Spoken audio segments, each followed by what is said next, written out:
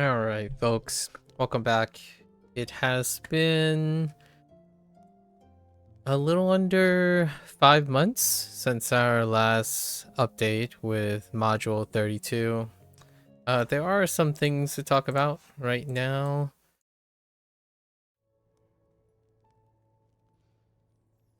So, today is the launch of Module 33, titled Biting Cold, right? Let's go through some of the topics from the posts from Neverwinter proper. Module 33, we get to go back to Icewind Dale. It has been a very long time since returning to Icewind Dale. So that is kind of the main thing. We're just going to keep it at that and then discover the rest as we go. One thing that they highlighted was this interesting new section on their site. So I'm like briefly looking at the site as we speak. And they did like this little interesting little bit of behind the scenes. I kind of like that. It gives a lot more impressionable things. Highlighting a couple names. They talk about like the lineage of the name related things. So they have the same like kind of like creative lead on the heroic encounters. Obviously, this is a new adventure zone, so it's a new single campaign with heroic encounters, and this is the dungeon module, right? We had 2 trial modules, so it's like a full year of just non-stop trials, which I've already voiced I'm not the target audience for trials, so they were pretty interesting. Lots of red, right? Because it was about the red harvest. Now we get a lot of blues. So it looks like they highlight a bit about the heroic encounters. Now, the heroic encounters are slightly also related to the slaughterhouse arena. So the extended, like about a month or two, the extended amount of time between module 32 and 33 there was a half module, which occurred between 31 and 32 as well. So 31.5 and 32.5 were slaughterhouse modules, or the slaughterhouse arena, which is their attempt to kind of fill in the lull space between major modules. And the 32.5 slaughterhouse module, which I did not cover, was an iteration on the 31.5 module.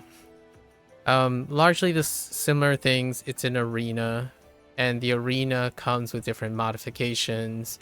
They tried to add a bit of a road light, so roguelike, but road very light.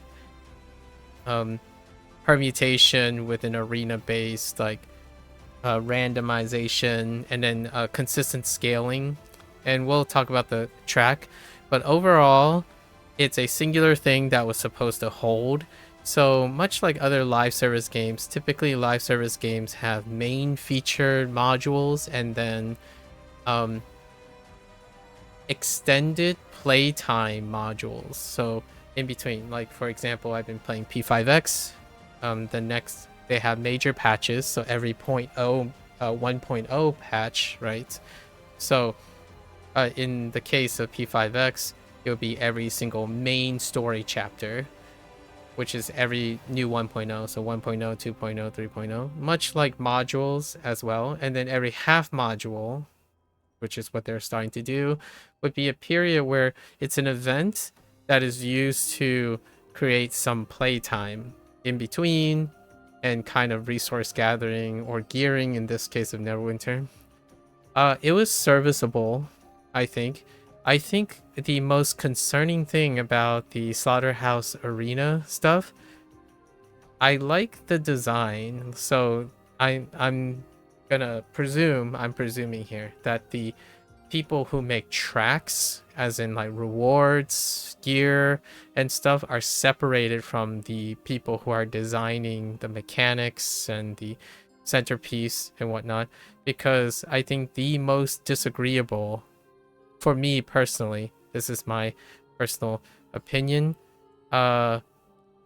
taking into account the duration of modules, so module 32 and 33 and all the 1.0 patches, the length and commitment, I think, was incredibly misguided on this recent Slaughterhouse Arena, to the point where I didn't even bother touching it. Like, well, I did the things to get other time in, like the battle pass and stuff, which rolls over in my game most of the time, largely due to being a legacy player. And the Slaughterhouse track was so anemic. It was unbelievable. Like, whoever, I'm thinking these are different people. It was so disagreeable that they adjusted somewhere in the middle of it due to like feedback. I followed the Discord stuff, so official Discord has a new community manager that has been very active. I'm gonna refer to the person as Kaidi.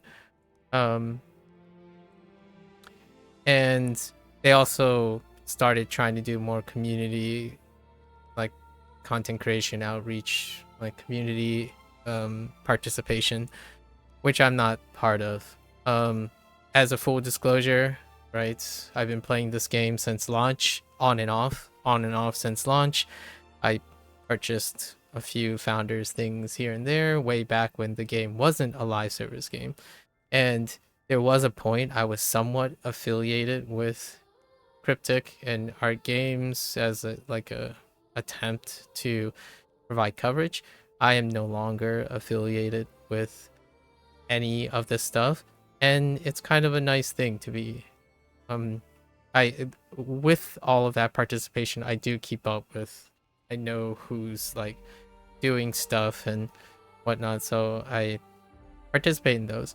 So the feedback was, in my opinion, very obvious that whoever was doing the reward track was, in my opinion, incredibly out of touch. So the track required an unbelievable amount, in my opinion, very unreasonable amount of time for like stretching out of content. It's like expecting, hey, can you do this for like hundreds of hours in order to stretch out an unnecessary track?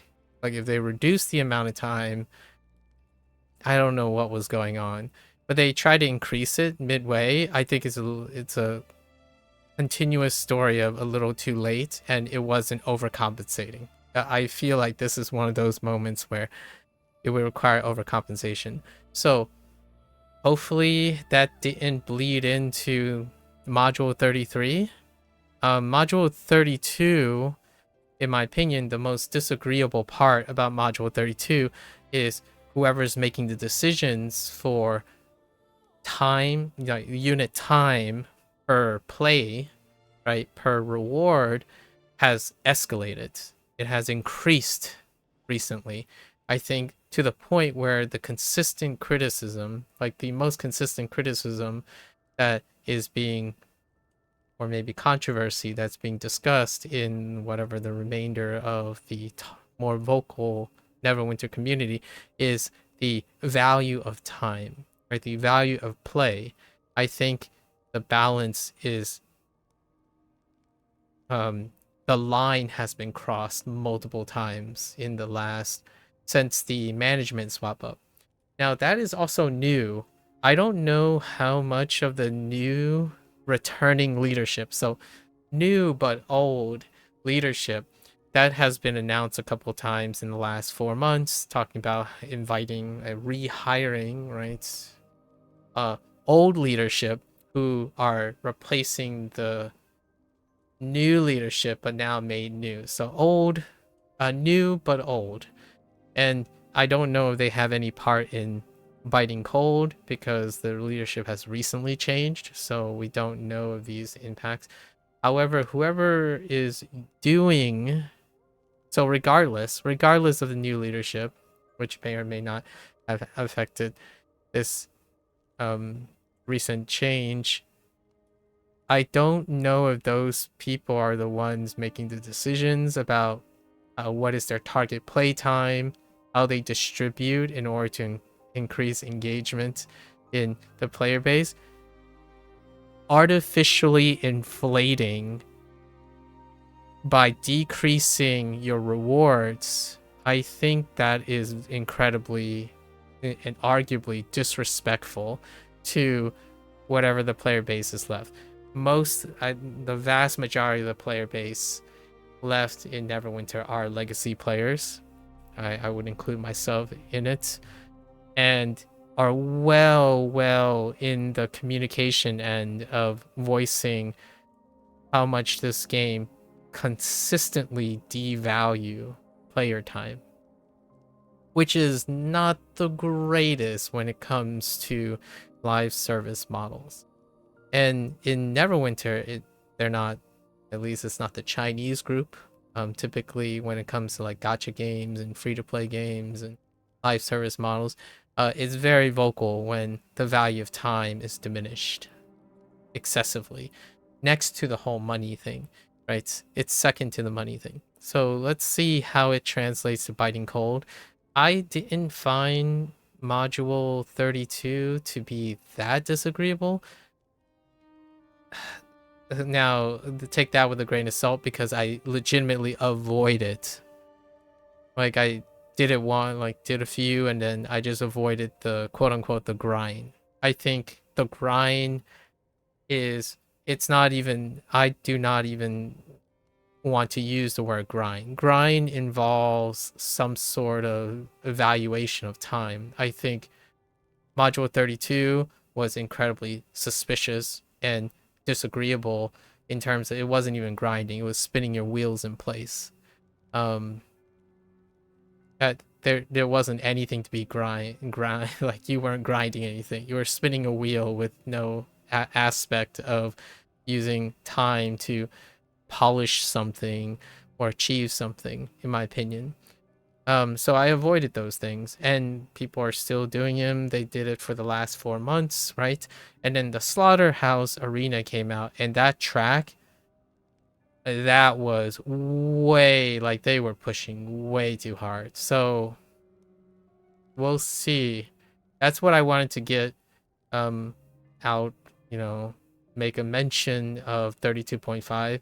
I didn't cover 31.5 as well, 32.5, because they suffered, in my opinion, from the same incredibly aggressive low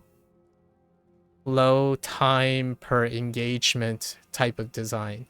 You slap something there and you hope someone would rudimentarily engage in the same activity for tens to hundreds of hours now in order to superficially gain some sort of reward for it by saying they've done it, usually in the form of cosmetics or some sort of illusionary thing.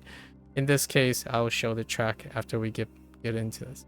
So how is this related to module 33, the Biting Cold, is that they're taking the inspiration of the Slaughterhouse Arena and incorporating it into the heroic encounters.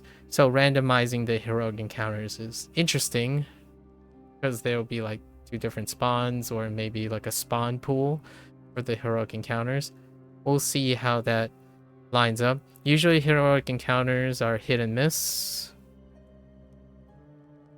Instead of iterating, oftentimes, rather than iterating on building up a concept of heroic encounters, it's more like spinning the wheel and mix and matching concepts in heroic encounters. So typically there will be favorable encounters and non-favorable encounters. It overall is relatively average across the board. We'll see how the Slaughterhouse influence comes in. I did do the Slaughterhouse like dailies and weeklies to simply complete a battle pass. I did not do that track. That track was, again, absurd. If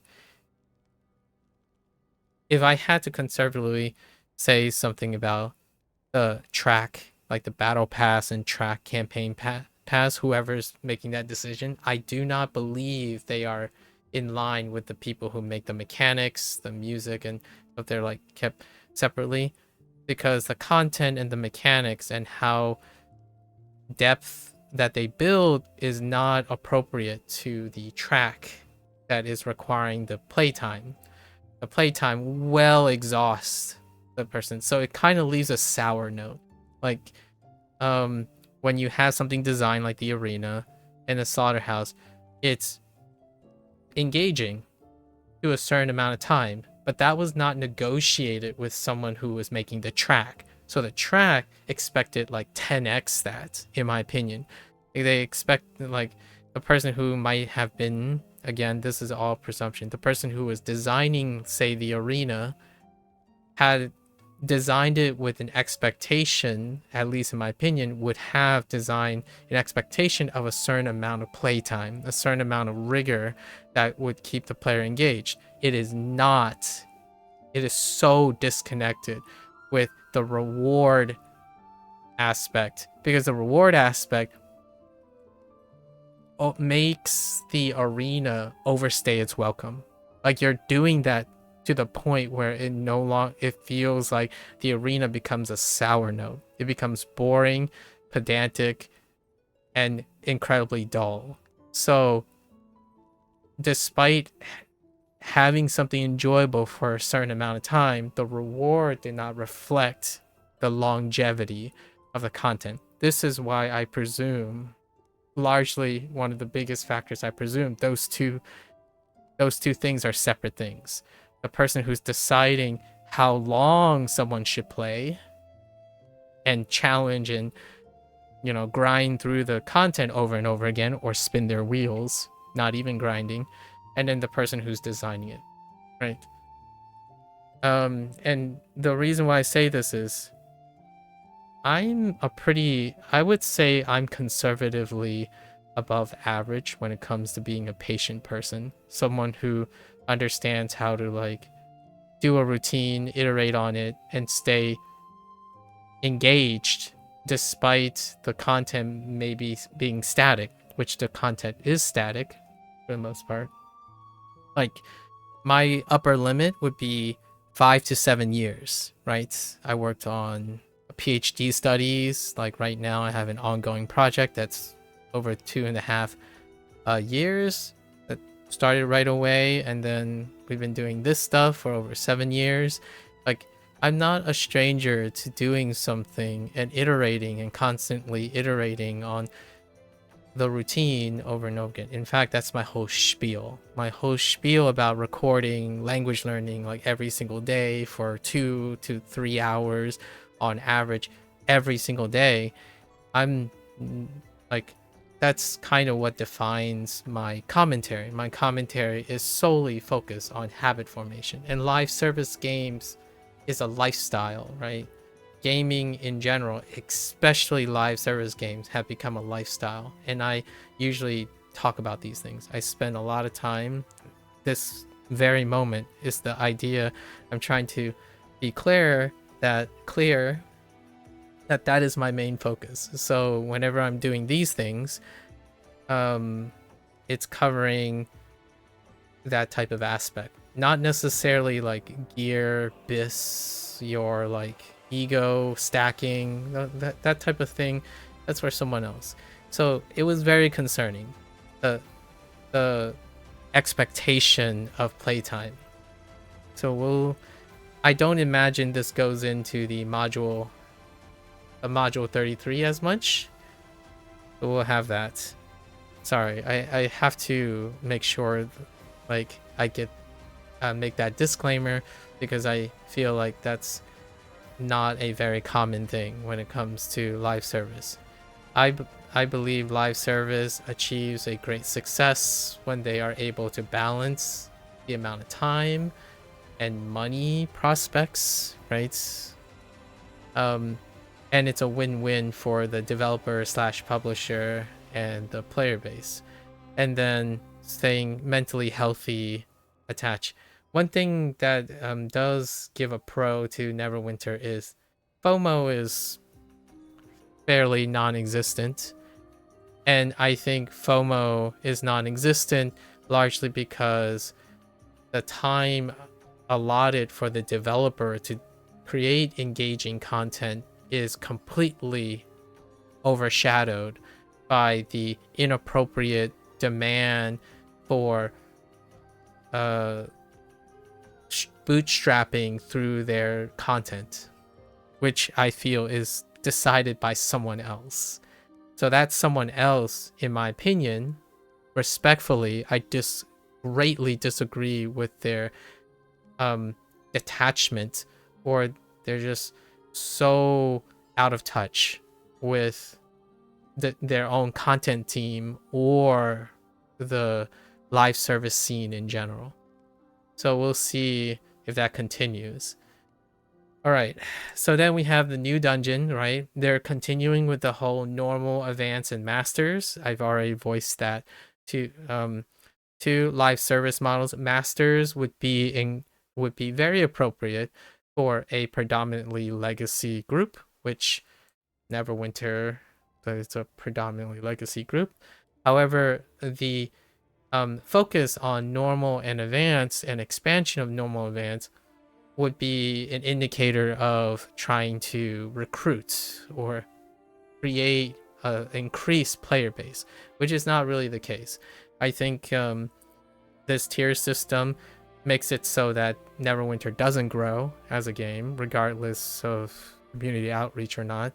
It simply caters to master mode. That's exactly where it is. It's not a bell curve. So the return on master mode is the highest, so it goes up. Usually when it comes to live service models, it's a bell curve. So a bell curve means that you still get something for completing the top level, right? So it's the area under the curve would be you can imagine a dome. Most of the value to grow and retain the vast majority of your prospective players would be that the advanced mode has the biggest return on investment of time. But in this game, the way they're designing it, it still to me is that master mode, the one at the top, has the highest return on value. So that means that every other thing before it is going to be less rewarding, despite if you do the whole thing, you get everything, right?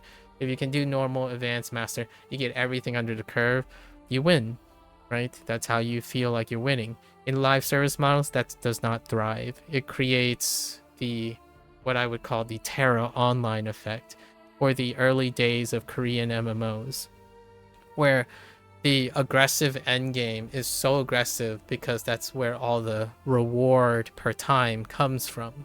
And I think that has been the systematic problem of Neverwinter. It's not a systematic problem to anyone who is part of the legacy group, someone who's already completing master mode and whatnot. And it looks like this has not changed. So whether leadership changes that or not, we don't know. Again, the effects might not happen until another 2 modules. But for myself, Neverwinter is not a growth game. It is a legacy game. So you play for legacy, you make the cut or you don't. And they end load it. So the highest tier is where you get most of your value for your time, and then it declines as it's going. So it's more of you could kind of consider it as a merit-based game where completing the end game, or not even, I wouldn't consider it as an end game. A live service is length of time is the end game, not the skill cap end game. So this game is still following the suit of the idea that end game is reaching the skill cap. If you play a very long time and you don't reach the skill cap, then your reward is incredibly diminished, and then you go play a different game. Live service game, this is the contradiction that I feel Neverwinter team, both the designers and the publishers, are incoherent or inconsistent with kind of the average standard or maybe the gold standard, which that's not bad or good. It's simply a philosophy that one must be aware of. Neverwinter awards an endgame skill cap. How long it takes you to get there is varied between players. You could get there right away because you're a skilled player or you played World of Warcraft or whatever that's relevant. You could get there in like 15 hours. You could get there in 100 hours. You could never get there. The reward is dealing with getting to the skill cap, so the skill reward. So like in this, why am I mentioning this is because that's the highlight of the rewards. The rewards is the gear, right? And in this case, there's the introduction of celestial gear and the tiering system. So advance is legendary. Legendary may be an upgrade to mythic, and then now masters is a mythic base up to a celestial. So that's kind of, and one of the advertisement is celestial rings, which I'm saying this because it's probably irrelevant to me. I do not play this game to the requirement of the skill cap. So I'm trying to say this because it's not a complaint. It's simply I'm not the target audience. So whenever they shower the front page about, hey guys, like here's some celestial gear, that is irrelevant to the target audience, like me as the target audience. So like every time they write about, hey, only available on completing the master tier, here's the exciting stuff we want to share, it's the celestial rings and the upgradable weapons. To me, with all due respect, it means I don't care, right? Because that's the accessibility of that is what I am evaluating. So I focus a lot more personally on evaluating the accessibility. So is master mode accessible? We'll find out. Right now, from previous experiences, it's inaccessible. But the previous two modules were trials, right? And sure, maybe that's an extenuating circumstances, because 3 modules ago, that dungeon, we did a couple master runs. They were fairly reasonable to complete. They were not, in my opinion, fairly reasonable based on yet that mysterious person who's making the decisions on how drop rewards and rates are done. I still think the loot inventory gear thing is decided by an entirely different team, or like part of the team, versus the people who are designing their mechanics and their dungeons and stuff. I think the dungeons, trials, any form of the content so far in the track of Cryptic is completely circumvented in its merits, like overshadowed completely by whoever's doing, this is how long you should play. This is the rate that you get. So you have to play the dungeon a certain specific amount of time, and we did the stats, and here are the drop rates. I don't think that has changed. It's constantly about, hey, like, I really enjoy the dungeon, or I really enjoy the trial, but doing it 400 times, if you're unlucky, or doing it 150 times if you're average, or doing it like 20 times if you're lucky, that deals with your loot system, right?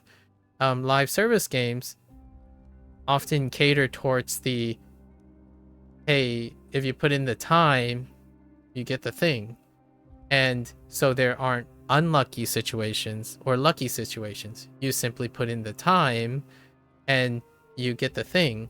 Now, how you use that time, where that skill cap is, it's certainly up for debate, right? Because live service games don't technically, a lot of them who are successful do not necessarily test skill cap. They test competitive leaderboards, like self-improvement things. This game does not do that. This game does collaboratively require completion to gain most of the rewards, and completion in successfully rolling for the loot.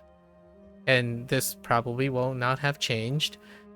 The cool thing in the when regarding to loot and stuff is someone decided it was a fantastic idea, which I agree, to create a table, a glance table of where all the gear is, like what gear, what's buying on pickup, and the type of gear.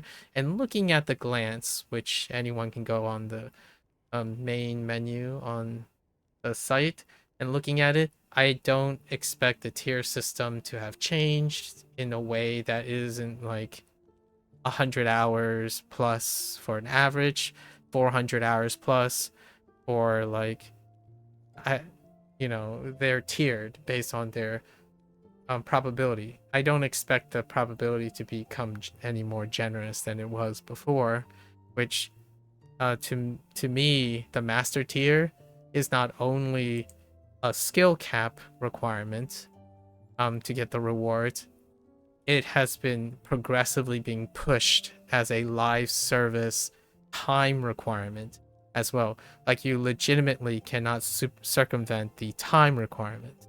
The time requirement is a bottom line, and in the skill cap is that selection factor that, in my opinion, prevents the game from growing, period. And we'll see if this is the case for the dungeon content at this time around. They advertise a bunch of gear, like legendary gear. They're all tiered. So if you're a legendary, you only get legendary things. And then if you get master, you get higher things. Again, incredibly accessibility dependent. And a whole list, it doesn't show percentages. So as much as I like this table that you can go and look for yourself, that defines what type of pieces, what type of tier, if they're bind on equip or they're bound on pickup, and what type of required currency, right? To give you a snapshot of, oh, can you get this by completing the dungeon, or can you get this by working long time, or do you can only get this by luck, etc. What it doesn't show, in my opinion, is one of the most important thing, which in my opinion is why it's telling me the person who writes these things, these articles, is disconnected from the person who's deciding on probabilities and battle pass reward system, and is separated from the person who's making the mechanics and whatnot, is because there are no numbers on here. On this chart, it doesn't talk about odds, probabilities, drop rates, expected unit per time investment. So there's no predictability in terms of this really nicely written table. So to me, that it obfuscates the whole purpose of what's interesting, at least to me, that I want to know as a live service player. I want to know if it's 0.0001% to get a celestial pants or shirts, or how is that distributed. If you're thinking, well, other games don't do that, yet they do. Most of the time people can calculate the odds of what they're going to get, or how they're going to distribute their time to get the odds. It's far more common in the gold standard of live service games. Here it's a table where, hey, look at all this fancy stuff. We got all this fancy stuff. Go play it. If you never see this stuff, it's not our fault. You were just unlucky with the loot. And then you put in 100 hours, you can probably tell from the table some of the stuff is cleverly, quote unquote cleverly, it's not really that well hidden. Things are tiered in a manner that you can only get it through luck, which in my opinion is where the time sink is. It's a way to inflate game time at the expense of the content. So the content creators, in my opinion, the ones that create the mechanics and stuff, they're probably going to be exciting. It's nice. I'm going to be excited to play the new content, the voice acting, and the music, which I have going on the background, which will be the next segue. It is overshadowed by the one that's sitting there is like, hey, I'm going to make this gear piece a 0.2% chance so that we can get at least like 100 hours out of the player. Or, man, this gear, it should be super rare, because for a rare type of player who is really good, they should also have to feel like they have to work for it. And work for it by not the idea of completing a dungeon. It's more like work for it because we need to fulfill the amount of time. That is, like, in my opinion, confusing a live service model for a skill-based model. Like, they try to do both. For example, when I play P5X, the unit time is how much currency I'm putting in. So, like, per unit time, I get a specific amount of currency, in which then I can use that currency to buy into, or like use that to reach the skill cap or the content that I place my time into. This game is not the same. When you complete a content, that's not where it ends. It's how long you have to complete the content over and over again until you can stop playing the game. And those who determine that with their armor piece and their drop rates, that to me is the most consistent disagreeable thing that is getting more and more disagreeable in this game. Like, the direction is getting worse, in my opinion. Slaughterhouse, like the 42.5, module 42.5, that was egregious. I can't highlight that enough. Anyways, there's a lot of gear, there's a lot of tier system. I don't go over gear and their drop rates, largely because all of the math would deal with literally people having to sample it. So, big table, no numbers, no distributions, no probabilities. So you simply have to trust them on not basically inflating the playtime by giving you very low drop rates. And the reason why this transparency is important is largely, without the transparency, you're having lucky people arguing with average people, arguing with unlucky people, and the whole thing is filled with what do we call it? Spaghetti code, basically. You have some people, oh, it didn't take me too long. Oh, it took me a very long time. Oh, I was about an average, so it's fine, right? This table doesn't answer those questions. Lastly, the music thing. I mentioned a music thing for the segue, which they highlighted someone specifically, the audio designer. And typically, music actor, like voice actor, I'm gonna get this comment, probably in my 10 days. Someone's gonna say like, oh, you actually listen to the voice actors? It's like, yeah, I do, because it's underappreciated. So is the music, if there is music, right? The idea is people who make music and voice act, well, games like these do not highlight them. And then I've already mentioned, then what is the highlight of the game? Well, you would think it's the dungeon and the trial mechanics, but that gets overshadowed too. What is the highlight of this game? How egregious, how far the people who make rewards and loot can push players to sinking hundreds of hours. I think that's the feature of this game. If you like that part, number one, like top three, the most attractive thing about Neverwinter is working long hours, having a second profession, bootstrapping for your gear. That's probably the most rewarding. If you like grinding for your gear, I would say, like, you know, habitually developing a habit formation loop with running a dungeon or a trial in order to get gear. That's number one requirement, in my opinion.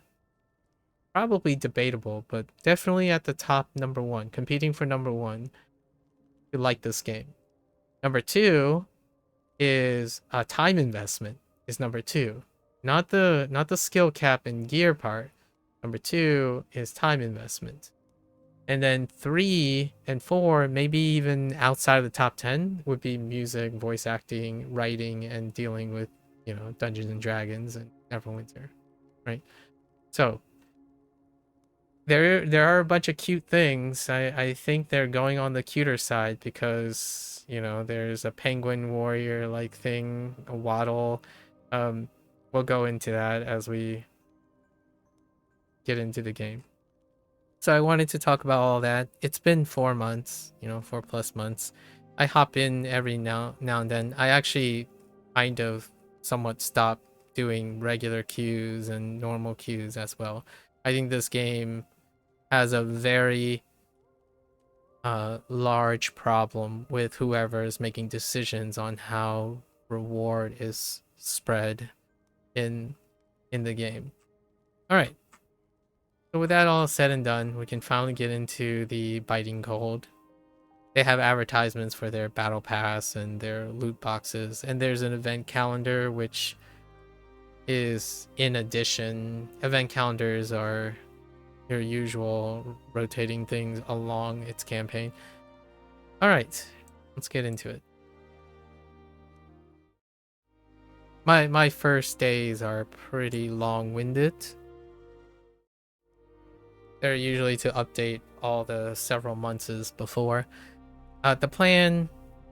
So again, to cover over the plan. Oh, there's the cats. They introduced some cats. A bunch of the cats. Long speech. How are you, my friend? Hello there, Big War. Yeah, I'm not sure if it's a speech, but more commentary. I'm doing pretty alright. How are you? So, how is our format? Our format has changed because of the calculated time investment in the baseline campaign completion. We're only doing one character, and we're using our Justicar. Weekly hauls last time was about an hour, between 1 hour and 2 hours, given some varying additional activities. So we're looking at within around 1 hour, Justicar. We listen to on milestone days, we listen to the voice acting, right, and reread and do all that. Additionally, audio will be on. The game audio will be on if it's during one of the milestone days. I imagine the campaign tracker is very similar. So on the other days, we'll be playing something in the background and going through our bootstrapping to get our weekly hauls. So, and stream schedules are typically once a week. It's on a Tuesday, local time, today. However, reset days are every Monday. So this will be the first one, and there'll be 9 more to complete the 10. And we're doing one character, not 3 characters, because again, the whole time investment, whoever is making that type of decision making has extended the time of player, like the playing time. All right, so let's hop in here and see what trouble we can get into. I hope you like jamming too. Okay. I imagine we're just gonna... Why is this lit up? Oh, I know why it's lit. Haven't touched a game in years. Cool story. Cool story. Let us begin this adventure. I'm not... So, Protector's Enclave. how you're doing equals haven't touched a game in years? What have you been doing in years? Good timing, hero. I just received an urgent call for aid from our old friends over in Icewind Dale. remote settlements across the ragged glacier and the sea of moving ice reported strange activities plaguing their homes. Nightmares, warped creatures, and disappearances have forced people to brave the freezing cold to tent towns for help. The speakers reached out to us to see if you could journey to one of these villages and find out what's going on. The fact that they call for you specifically gives me a bad feeling. You should head out immediately. You're a Crimson Desert player at the moment? Very neat. How are you liking Crimson Desert?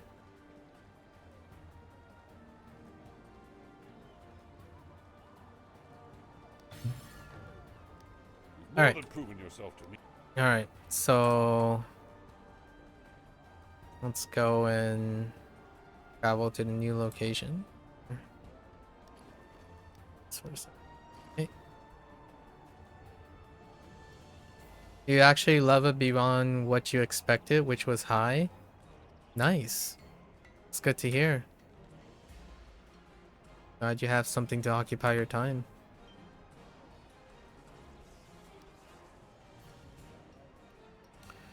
Cauldrix. Calderfisk. You had your reservations since it's based on Skyrim interface, which you hated in ESO. Okay. Not entirely okay. That's an interesting selection factor.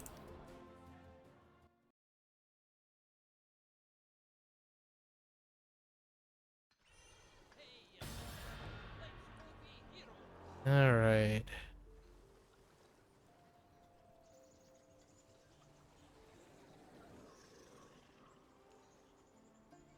But it actually made to work this time around. Well, I mean, Pearl Abyss is a different developer and an incredibly different regional developer. They also have a long accolades on designing a game, but you compared it to ESO and Skyrim, which is interesting. If you know, then again, that's an interesting BDO devs. I mean, they're not only BDO, but okay. I'm glad you know that they make BDO. I didn't say anything about BDO. I talked about Korean developments. I was inferring about regional. You hate BDO? That's fine. Again, not talking about BDO, but talking about the developers and the publishers. Stay warm. Because you were talking about interface, not the property. You, the speaker sent the hero of Neverwinter? Oh, then it's worse than we thought. I am Ingolfrid, the leader of this village. We're dealing with dangers threatening our home. Trolls have returned to our lands. There's word of giants, and that's just the tip of the iceberg. I'm sure you've heard about the disappearances, the nightmares, the corrupted wildlife, and the weather getting warmer. You have Getting your warm. work cut out for you, hero. This is also a single player game, which is something new for you. Interesting. You've been doing MMOs for a long, was a new player till, right, Amazon axed it, yeah. Oh, you enjoy the single player, huh? When was the last time you played single player game of this nature prior to Crimson Desert? I'm largely a single player person. Oh, Skyrim, and how long was that? How long ago was that? That explains a lot of how you compared it to Skyrim. 10 years, I see. We've a task for you. These Cold War. attacks took us by surprise. We've been forced to the docks. We're doing what we can to survive, but it's not been easy. My husband, Headgear Fisher King, needs a hand with a few things. Go, speak with him. Fisher King. What a last name. Interface is very much inspired by Skyrim ESO. Yeah, I bet it's inspired by a lot of things. but you can definitely confirm if you played Skyrim. Yeah, I imagine the combat is very different. But yeah, interface and inspiration. Lots of things inspired Skyrim and ESO as well.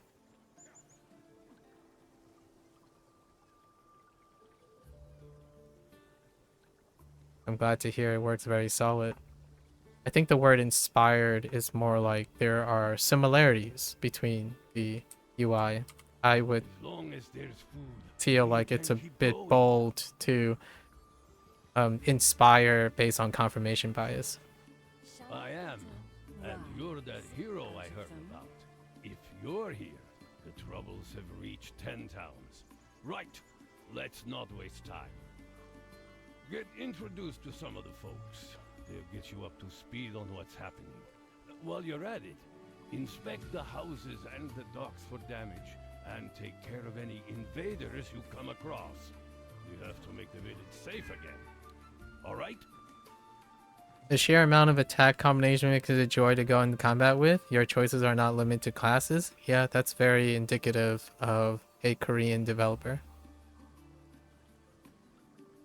And it's a single player game. From a Korean developer.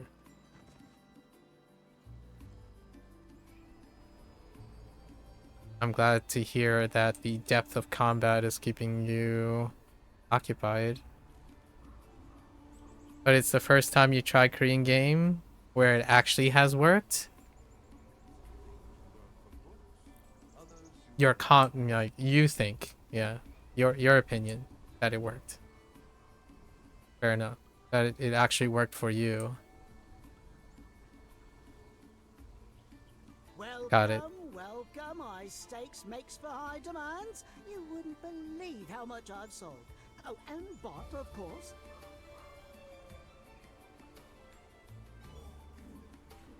Oh, hello there, hero.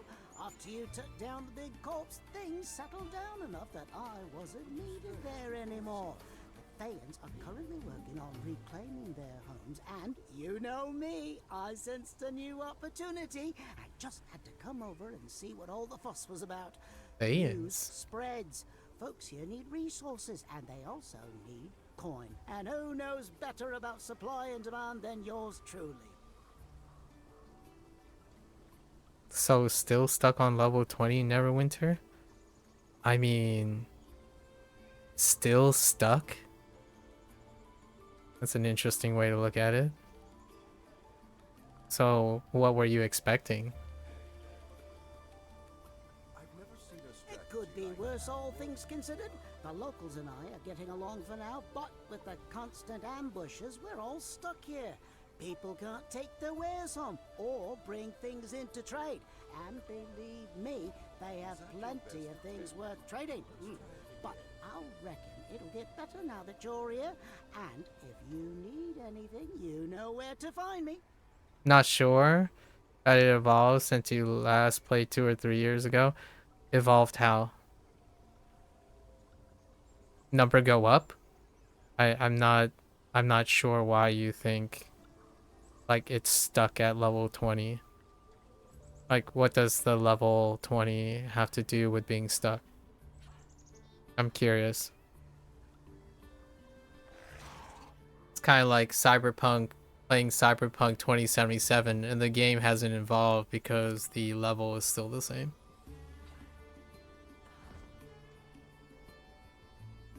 Or like a Witcher game. I don't understand what you mean by evolved by looking at a number. First you had a race to level 60, sure, then the new system level 20. One could have felt that was the beginning of an evolved system. Level 60 was reduced to level 20 without any change of a system. It was the change of a number. So I'm not sure if the number has anything to do with the evolution of a system. I mean, 2 or 3 years ago, there had been some change to the system, and the level 20 represents something different, but the literal level number 20 doesn't really tell you anything. That's probably a reasonable thing. Like level 60 to level 20, when they changed from 60 to 20, that didn't change anything. It changed the number at that time. Which I imagine you'll feel the same similarly when you play Crimson Desert once you hit the whatever the level cap is. If they even use level caps to represent anything, or a specific number to represent its evolution. I'm not surprised there's no level, because it leads to arbitrary comments like, oh, it's still stuck on level 20. Usually most of these, they dispense with the level. So I'm not entirely sure how you know that looking at a level means that the system hasn't evolved or changed in any way. I'm genuinely curious. I'm not saying it did change or not. I didn't tell you if it changed or not. It's a really interesting way to look at it. When you look at a number to evoke evolution.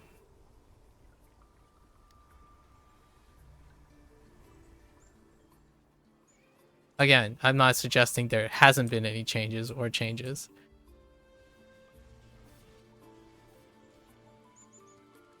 Not here to debate that. All this stress can drive someone mad. I should listen to my own advice. Hans, at your service. Alchemist, archivist, and academic. Studied in Waterdeep. Currently wishing I was still there.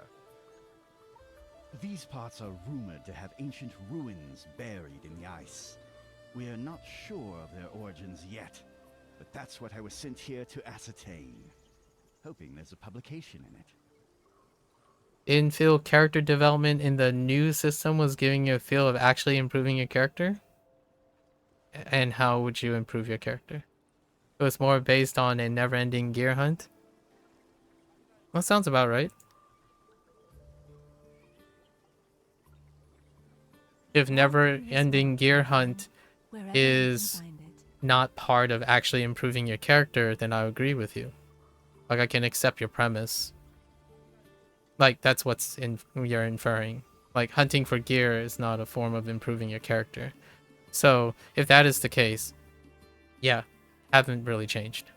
Haven't changed that much from that. XP levels are character-based gear. XP levels are character-based gear is not.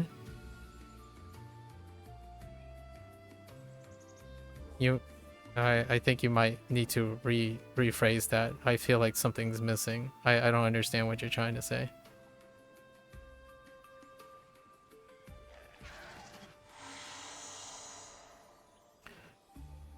Are you saying two separate things there? Like XP levels are character based, gear is not, with a comma? XP and levels are character based. Gear is also character based. Not in this game, but maybe you're talking about this game.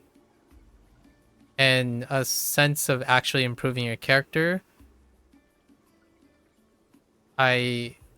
both, I suppose. In a role-playing environment, your character based on XP and leveling, I disagree with you. However, if you think that role-playing environments are character based on XP and leveling, and Neverwinter needed that system to feel like improving your character, then I agree with you. They did away with that. So there's no quote-unquote character progression because there's no XP and leveling, and that's why you don't feel like it's improving. So I agree with you. I disagree with you that that's not character-based progression, because I don't play, like, role-playing environments don't require XP or leveling for character-based progression. That is simply saying that I don't only play Neverwinter, though. Hence, no character development gear is temporary in Neverwinter. Yes. which is necessary for you to feel that it's actually improving your character. Again, which I disagree with, but I get where you're coming from. You do not feel like there's character progression because there must be some XP or leveling, and gear is temporary. Not all games, but I agree with you on Neverwinter. Gear is temporary in Neverwinter. Now you know why I don't play the game anymore? That's fine. Didn't really ask you if you were still playing the game, but I appreciate you sharing that you don't play the game anymore. So, are you inferring that I play the game because there's no character progression?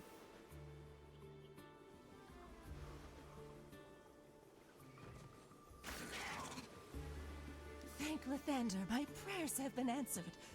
I am Irsa. Pleasure to meet you. Your arrival is most fortunate. We've been weathering attacks day in, day out. We're doing what we can, but most of us aren't fighters. My friend, Irnora, and I have been trying to keep everyone calm, but ever since the nightmares, you'll soon see for yourself.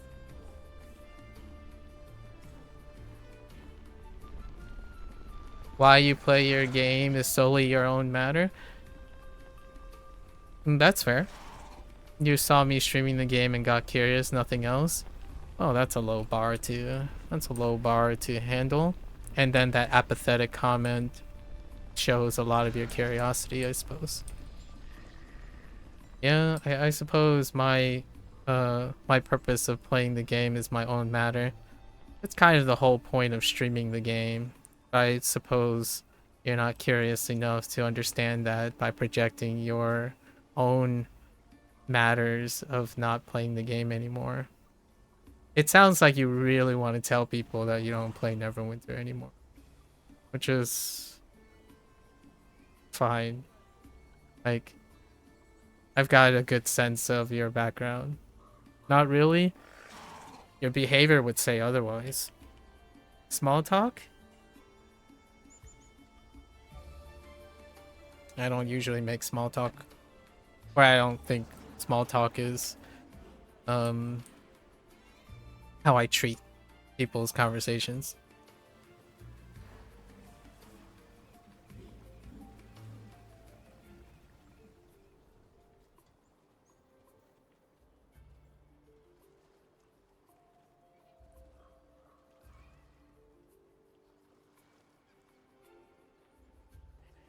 I have to inspect 5 docks.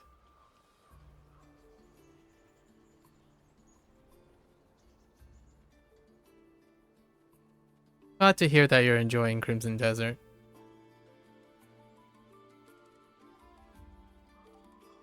Is it only one group? Interesting. Alright.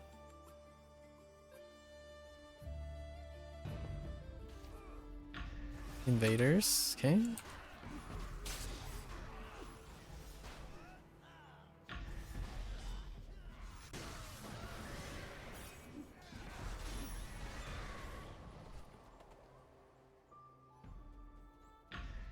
Up 2 more.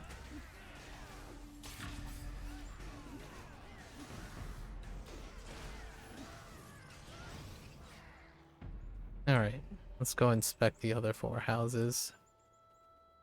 We met 3 peeps so far. They're using their typical local, looking at the locals. And going, I guess, going from the docks. This is a different environment. Different town as well. Excuse me. Oh.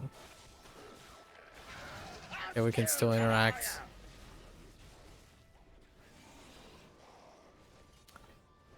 Definitely reminds me of one of the Icewind Dale things. And just going knocking on people's doors.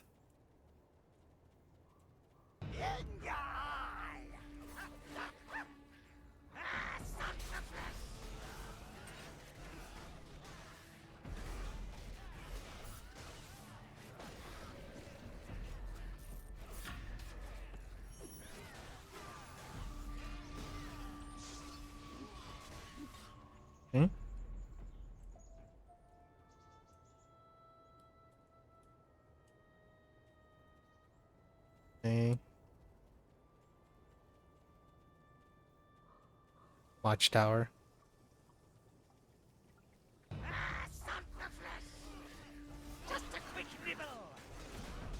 Got spooters here too.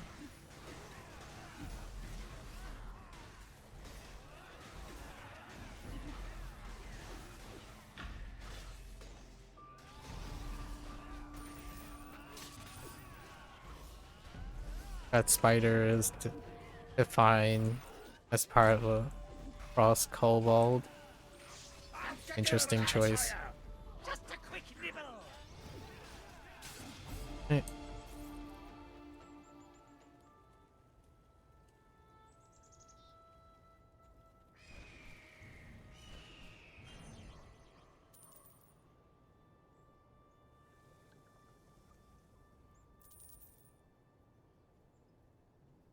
We're picking up lockboxes, so we could open some lockboxes. Oh. Where's this last house at? The heck are you taking? Oh.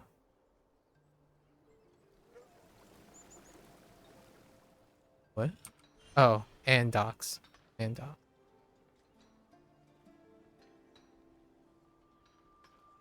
Alright. Back to Fisher King.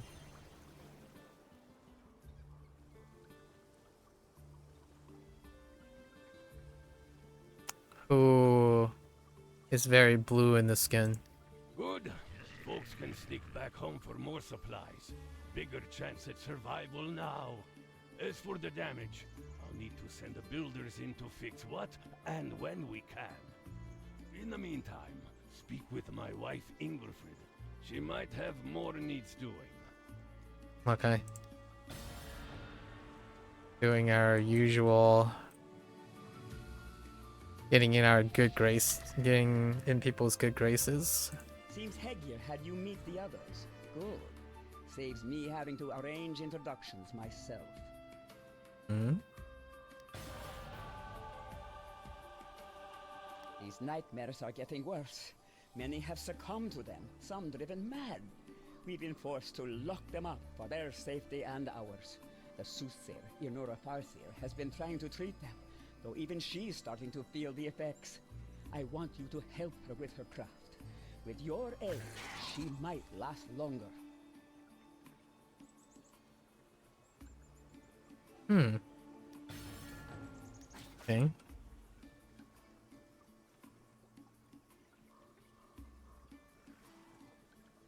Oh, am I staring again? Sometimes I forget to use my words. Weird. Do you hear it? That deep pounding in the earth. Ice is cracking. A flood is coming. Whispers in the dark. The chains. Oh, it stopped. Silence. For a moment. Just a moment. You were saying? Oh, yes. You're Nora. You must be them. Hero. Party. Home. One part of many. Yes. Part of many. Party. Friends. The hero has friends, yes? Don't worry. Fellowship? I'll be gentle. What was I saying? At first. Ah, you want to help, yes?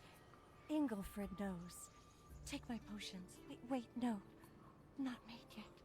Must be made. I need ingredients.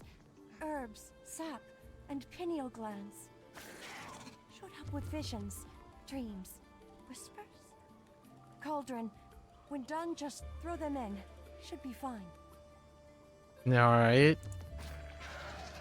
That is certainly an interesting way to speak.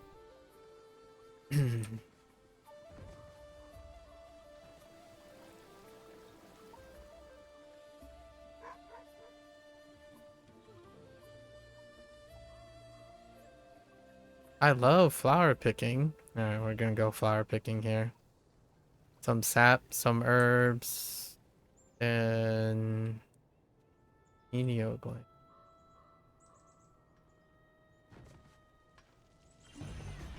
You guys have anything? Doesn't look like it. On the outside.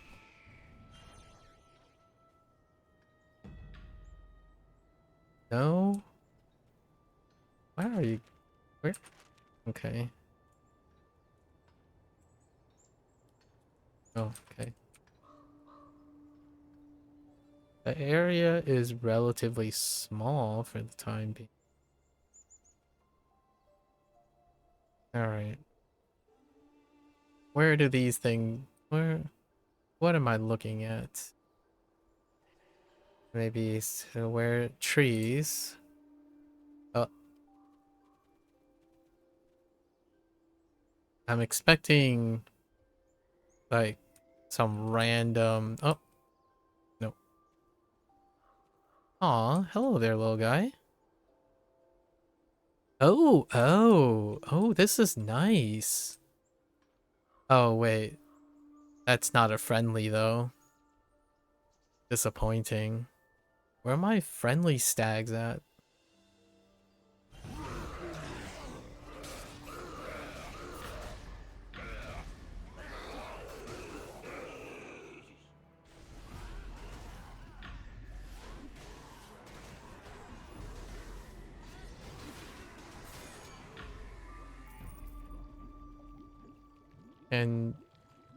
And can you not interact with it while... Alright, that's not me. Alright, so we got trolls. Okay, those are trolls. Where are my tree sap at?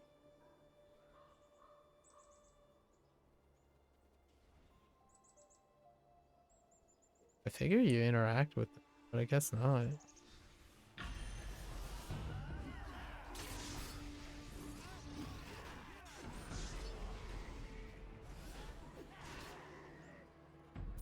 Alright. Alright, so we got those three. Where are my tree saps at? And what are these herbs?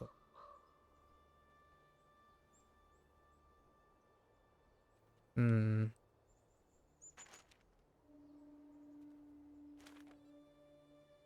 Hmm. Okay. The rabbits are a nice touch.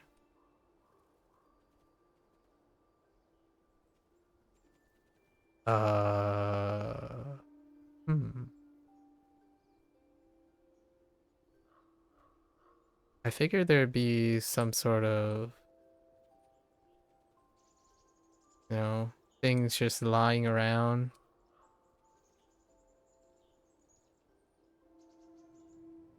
I don't...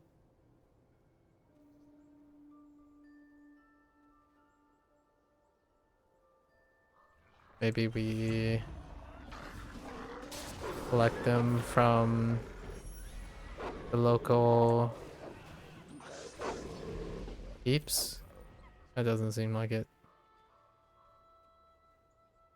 What? Oh. Huh. Oh. Dang. Alright. And what do tree things look like? Do we just walk around the tree? No?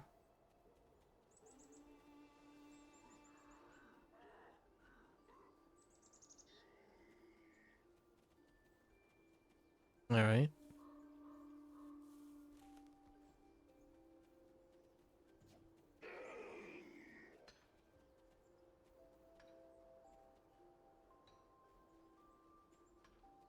Are harder to see than... Alright. Okay. Oh, tree... Oh, just kidding. I was zoomed in. Area is quite big.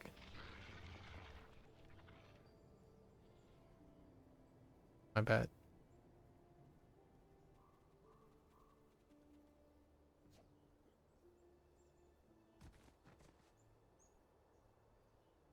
So far the ambient noise is nice. The music is okay. But where am my tree sap at? Do I interact with the tree? Do I take others out? Oh, tree. Just gonna yoink some sap with my bare hands. Just rub the tree a little bit.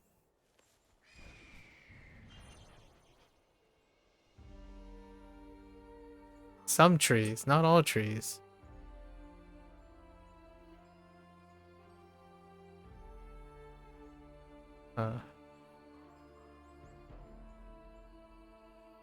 Always appreciate the aurora-like skybox.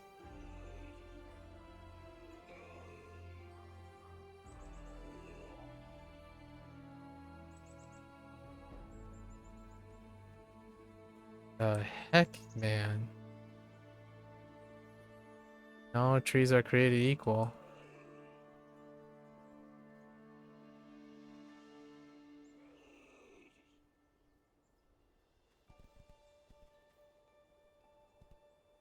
Alright, we just interact with the same tree. Alright, put it in the cauldron. Let's... How far are we? Yeah, let's go through. I haven't seen an aurora myself, personally. Like, IRL. Could be something to do. Definitely a bucket list thing.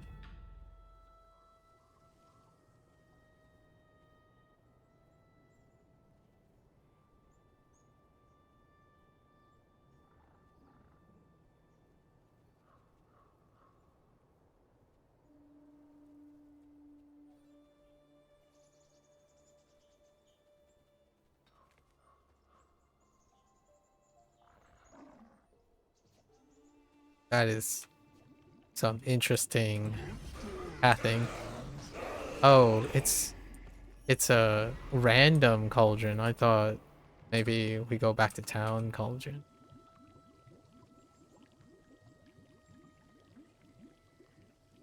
Alright. Take the potion. Okay. Back to the Farseer.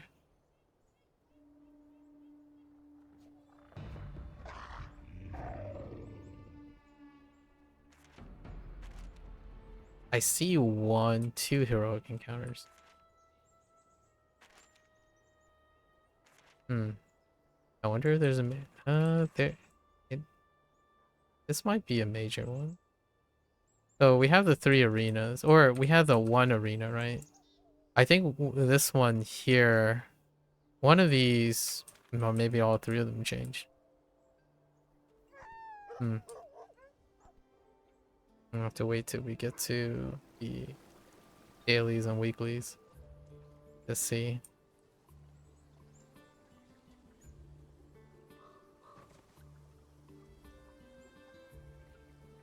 You did it. Let me... Much better. I can... Oh, I'm less lost. The visions have gotten worse. Something is reaching out, taking fingers into our minds. I'm able to hold out for longer than most, but I have my limits. There is doom in our future. Something needs to be done. Perhaps I can show you. I'll need something else. A beacon. Pillar of light. You'll be lost too. The lighthouse. The lighthouse turns its blind eye to the sea. Tell Inglefrid we need the lighthouse. Go speak to Yrsa about the ritual.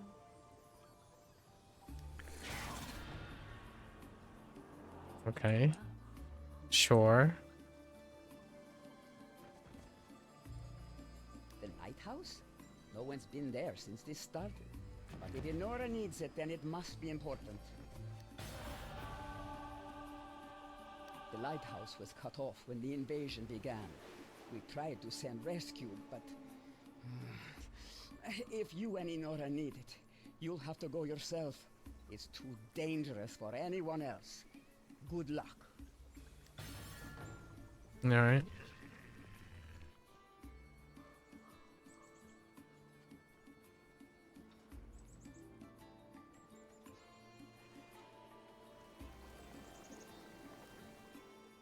She was just speaking like that because of some outside interference.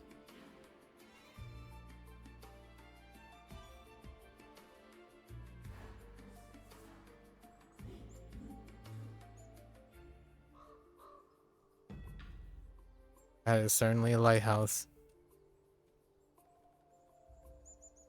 Rip.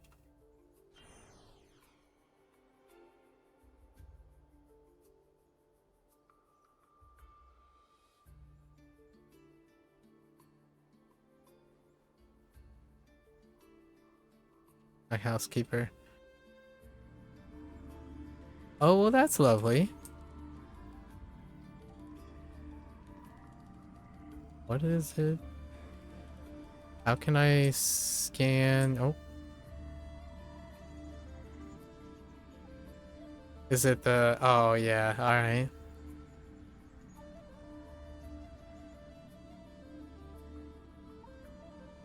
Some ritual circles. Oh. They look weird.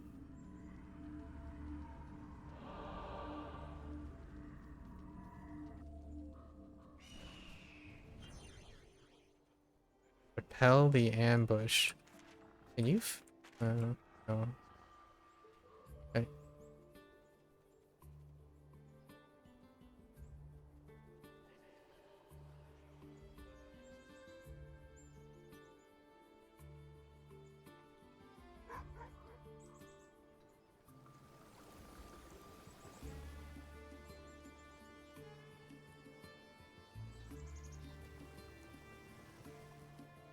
Oh, I didn't even realize you can walk on ice.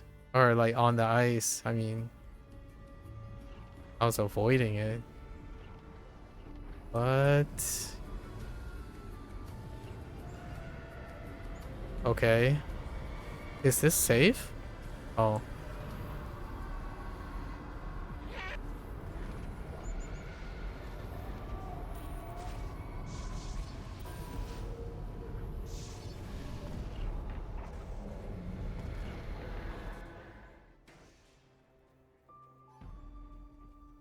Okay.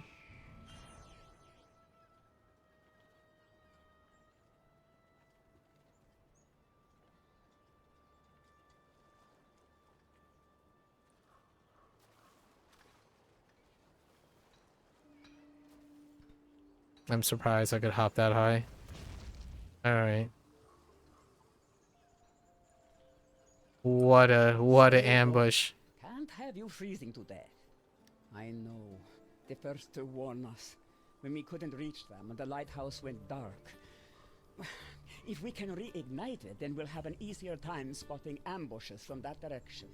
Since you've cleared the path, I'll send someone to fix what they can. And maybe retrieve the bodies. We're lucky Inora asked for it. By the way, Irsa mentioned she wanted to speak to you. Okay. Back upstairs to the seer.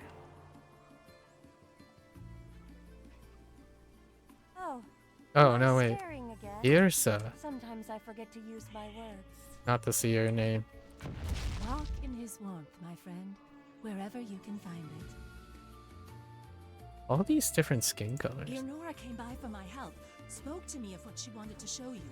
While you were busy with her chosen beacon, we worked on a ritual together. You'll see, she said. Okay. It's never ending, but we have to endure. By Lathander's light, we'll make it through. In instant space. Do you know anything about dream walking? Judging by your face, you have some experience. This is similar, except instead of visiting your own dream, you'll be sharing Inora's visions. She has the ability to witness moments in the past and the future. In this case, it'll be the latter. Take heed that whatever you see is only one of many possibilities.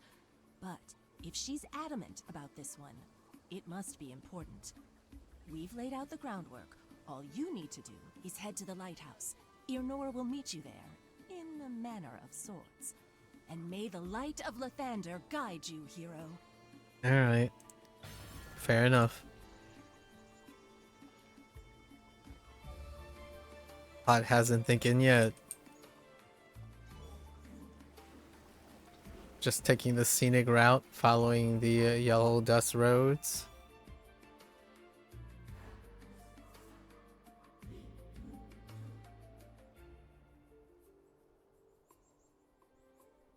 The flooded future.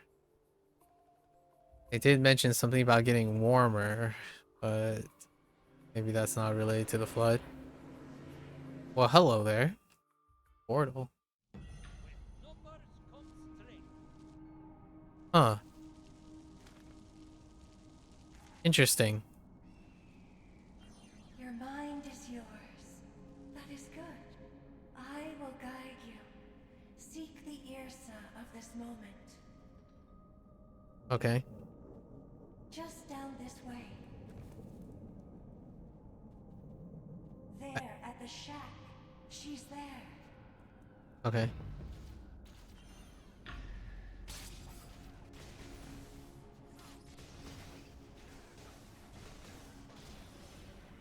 Mutated villagers.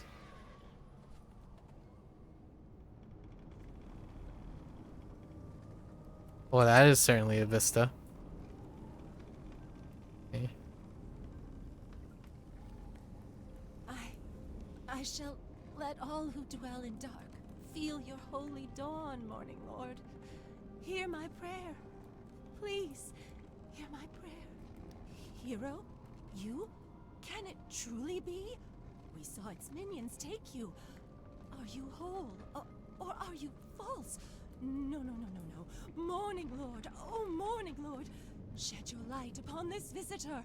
Blessed be the true hero, or scorch the impostor with your flames. It is you! It is! You cannot be here! Run! Hide! Away from this blasted place! So you failed before? The Morning Lord's power. Bask in its warmth. Okay. Interesting. Sunstone. Keep it safe. Keep it close. Brave the blizzard. You'll make it through. Oh my gosh. They immediately dismount you from... Okay. From the range attacks. Guess we're going on foot.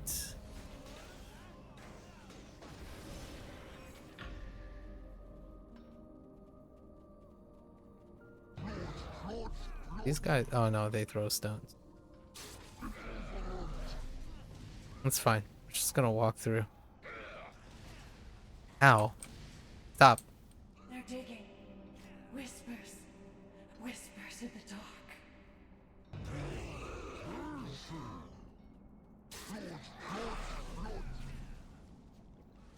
Okay. Casually meandering through.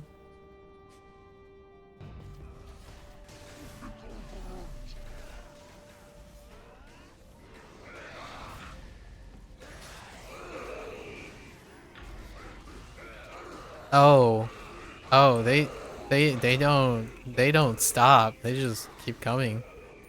Or they keep following you. Interesting. No max range at the moment. Through the cave. The Hans of this moment is there. Interesting.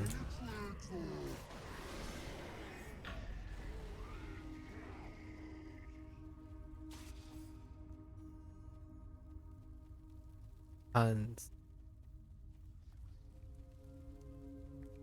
Oh, I do like these instant stuff.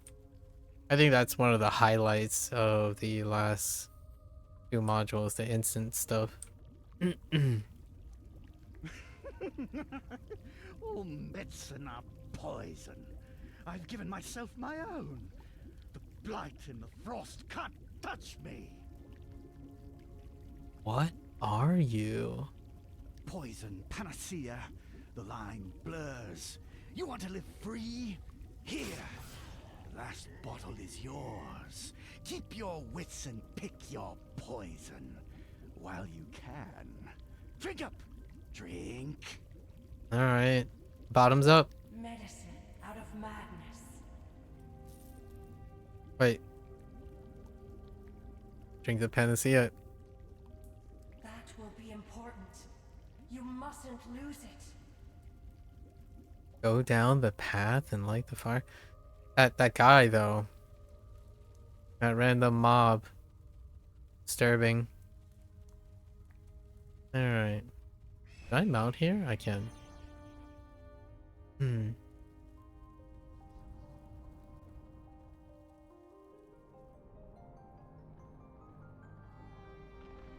The music's nice. I like it. It really does feel like Wanderlust. First we did the whole like foresty, oh goodness, foresty tribalist thing. Yeah, take care, Big War. Good luck. Enjoy whatever it is that you enjoy. Thanks for sharing. Alright, so we light a bonfire. A final obstacle.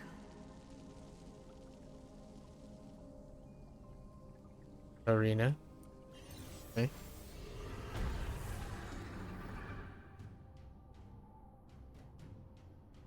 Or driver, huh? Single shot. Here we go. Death. Oh, wow. He has a lot of HP. What the heck?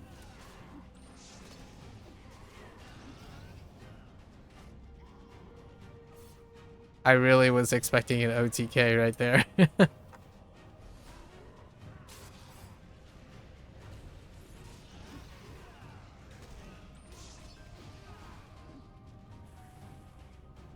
Music. Just listening to music at the moment. Is there a reason why half the screen is... What is the point of... Okay, I think that's just how the rendering is working. I was wondering why that side is blue.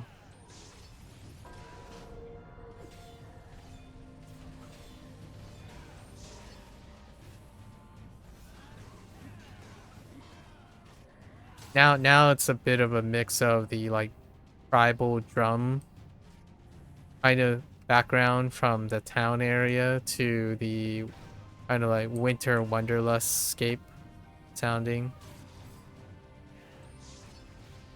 I really like the long gliding sounds for the string instruments, punctuated by the kind of like the flute, woodwind.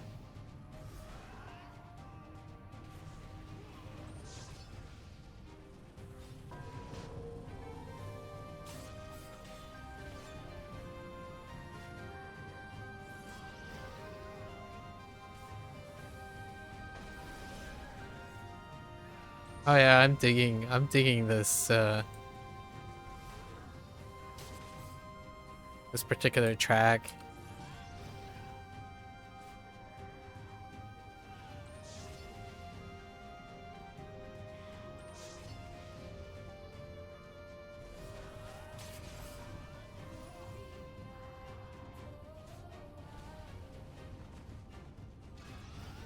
Pray, remember what you've seen.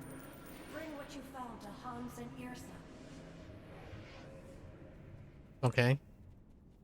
Oh, visions of the future. Somehow you failed. Apparently. Can I exit the... Oh no, not to. Wait. Oh. Just kidding. Alright.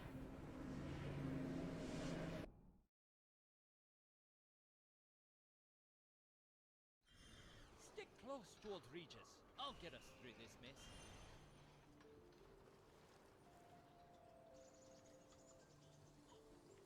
Alright, so we're gonna talk to Irsa. Okay. Walk in his warmth, my friend, wherever you can find it. We got the sunstone. Oh, we were able to get the sunstone from the vision. How? How did you... By Lathander's light, you're saying I gave you this? The Oh, that was must be her? watching over us to allow Oh you yeah, to that bring was this her. to me. There's residual magical traces in this. Holy magic! I can try to replicate this. Not perfectly, but if I had more, I could improve it.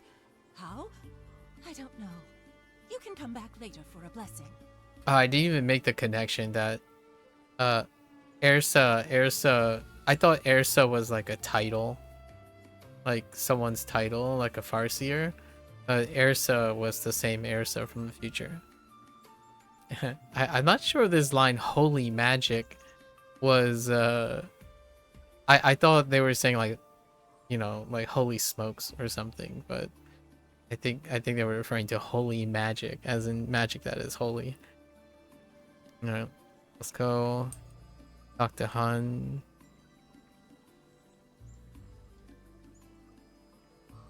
Where the Hun? Oh my gosh! Please go around this way. Remember to take a breather. All this Oh. drives someone mad. I should listen to my own advice. Oh, that's cute. Yeah, we saw Han like all mutated and taking on all the poison and all that stuff. You brought me my own creation from the future. A vision of the future. A future in which I was on the brink of madness, yet capable enough to craft this? Well, we can't let myself get outdone by a madman, can we? Let me see. Yes, I can probably concoct something from this. It should help push back against the corruption. Though I could make it more stable if I had more samples. Come back if you ever need a dose. I like this guy. I like you. Temperatures are interfering with my work, and it's only going to get worse.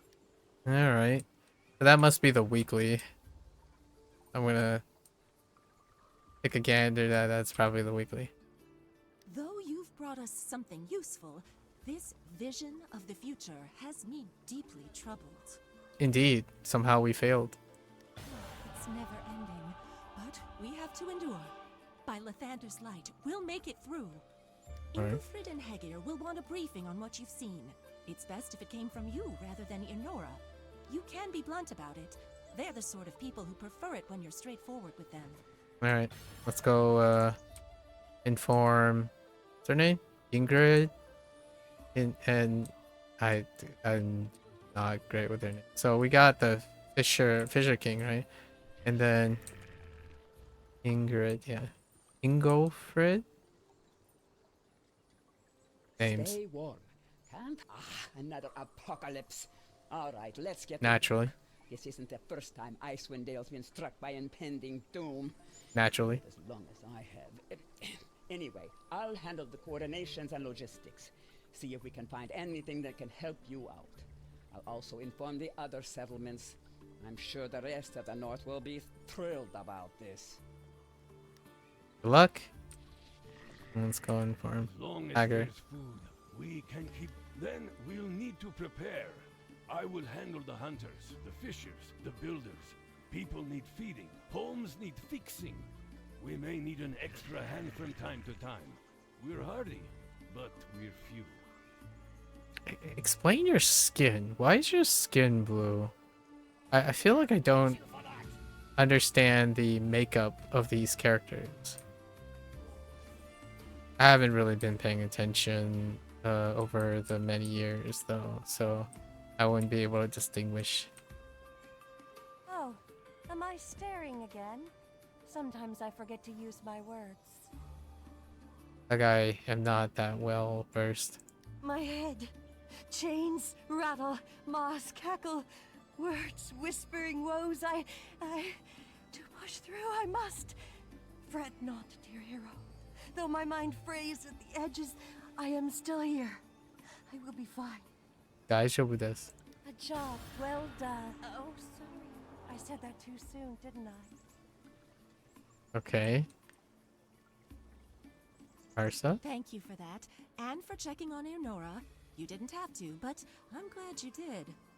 The weather watchers warned me of the blizzards getting worse, which coincides with the rising temperatures. We're calling it the encroaching frost. They're periodical, but you'd have to be mad to willingly venture into one without sufficient protection. It's a good thing you brought me what you did. Wait. The weather watches me. The blizzard is getting worse. It coincides with a rising temperature, but it's called a rising temperature is causing an encroaching frost. That's interesting. All right, this is our heroic encounters mission. Completing heroic encounters fill the storm meter. Right, so we have like incursions, elemental evils. That it looks like that's a mainstay, a meter world event. When it reaches 100%, the encroaching frost begins in one of several locations. Inside the storm, visibility is reduced, and you will gain freezing cold over time. Higher stacks slow you down, deal damage, and will eventually take you out. You can reduce stacks by standing near campfires or a brazier. How do you pronounce? Call them, yeah, braziers.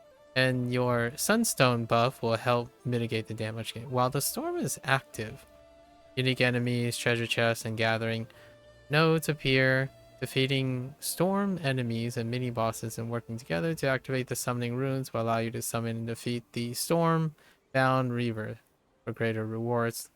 The storm lasts for a limited time, after which you will refill the storm meter to trigger the next one. Now, I do have something to say about the last module, module 32, regarding that. These types of metered events are a hit and a miss in a way. For longevity's sake, it doesn't scale, right? It has a poor scaling thing. So oftentimes this can create a FOMO effect, which again, FOMO is very low on the Neverwinter side of things, largely because of what I guess Big War tried to inculcate about how gear is temporary, so it doesn't create any form of FOMO as well, because progression is gear is temporary. So if you can't complete these meters, then naturally there isn't much to miss if you miss these campaigns. However, what I would say is that character progression is also about tasks done, right? This may prevent you from completing. Luckily, right now, hero encounters are not required to complete tasks, so you're not required to complete them to complete your campaign. So, the thing is, this is not small talk to me, but this is a point of disagreement where I think when I was reflecting on what I said last, I don't really consider talking about game mechanics and people's choices in playing video games and how they identify what type of what's considered character development RPG as small talk. It's actually kind of a lot deeper than that, in my opinion. And one of them is that character progression is also tied to completion. Live service games do completion. Single player games do completion. So whether there is level or experience, it's usually about completion. Completion is the progress. It's the character development. So in this case, things like completing the campaign would be a form of character completion or progression that isn't tied to experience or leveling. That's kind of where I was alluding to, perhaps as an optional. So like P5X, leveling is not art. There is a makeshift of leveling characters, but they're simply treated as max. So collecting things is a form of character development or progression. Single player games that are marked over live service games, the character progression is based on the accruement of subsystems. So subsystems that reflect the character's progression is the expansiveness of the character, not the level or their properties in that way. So role-playing games, in my opinion, can be contrastive to the idea of getting stronger, but more like growing in depth, right? Not more attacks or less attacks, number goes up situation, but more so experiences. Like the things you can accomplish. So in this case, that's why. Oh, I forgot to highlight the whole Slaughterhouse Arena thing. Your book, your campaigns you complete are a form of character progression. So, I don't think Neverwinter does. With all that said, I'm actually not. I don't think Neverwinter Online does that very well either. That's one side of level. That's one side of the live service that, me personally, well, Big War shared how he don't play it anymore because he thinks that gear is temporary, so it's not a form of character progression. He wants like levels and things based on your character's abilities and whatnot.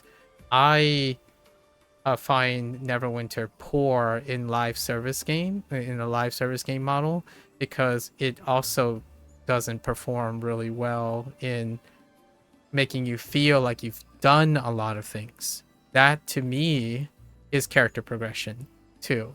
So for me, I actually played more games that are not dependent on level experience. I play role-playing games that are capped often in level design, like level and experience.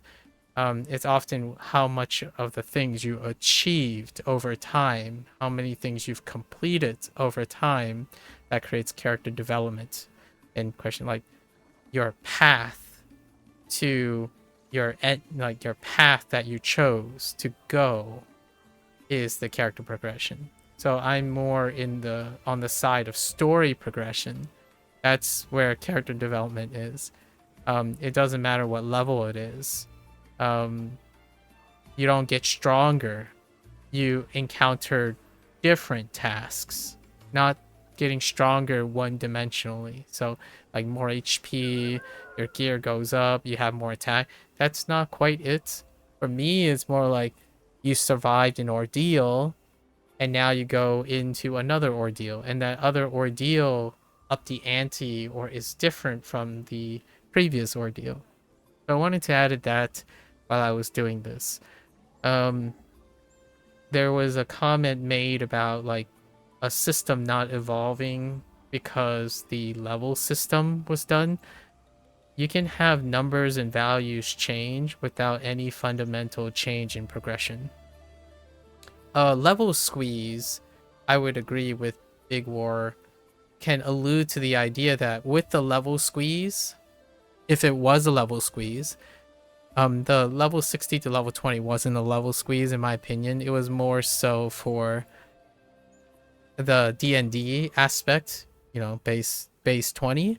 However, the the numbers that they used did get squeezed. Like the gear score and all that stuff did get squeezed. And in this game, while the gear is temporary, the gear score is not temporary. The gear score is the role-playing aspect that caters to the people who think role-playing games have to do with numbers and whatnot, right? And I agree. The general consensus is that there's a number system or some sort of like number goes up situation. For myself, I haven't volunteered, but now I will, because Big War made the comment that people's motivations are their own. I, again, disagree with that because my motivations are dealing with understanding other people's motivations and relative to mine. So while I disagree with a narcissistic approach, I prefer to look at it as a cumulative approach. And usually, say like a game growing with more players, that's a form of character development for the game. Like if a community grows from it, that's also a character development opportunity for the game itself.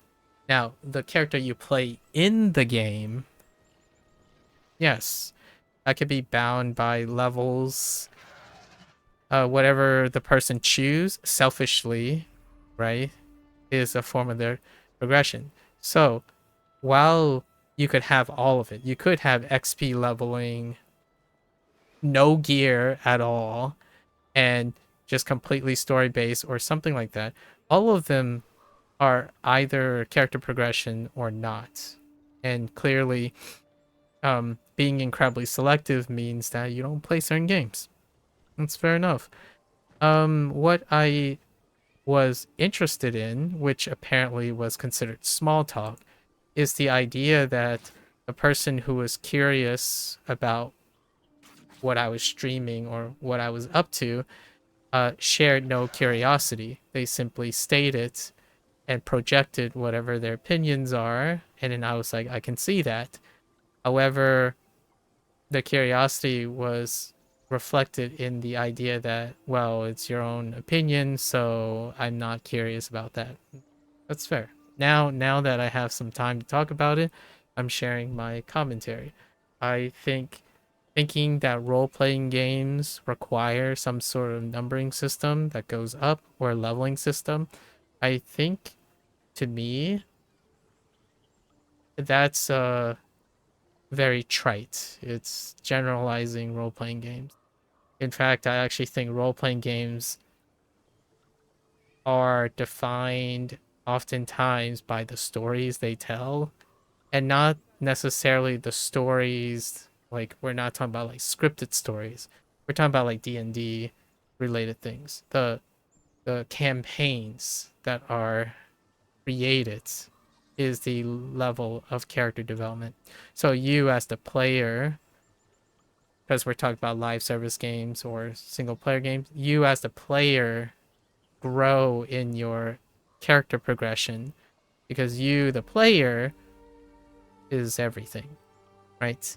So it is a bit of a contrast since Big War has already established that he largely played MMOs up to like a specific time, and then he cites Skyrim and Crimson Desert as his single player games. Well, I want to throw others in. I mentioned Cyberpunk 2077, Witcher, all the deck builders I played, Persona games, right? Final Fantasy games. They all technically have some sort of leveling system. However, that leveling system, I think it's a symptom of a very easily managed way of getting, in my opinion, accessible feeling of character progression. However, the deeper, in my opinion, the harder. Maybe it's harder because it's less invested. Is the story it tells. So for me, I would agree with Big War, honestly.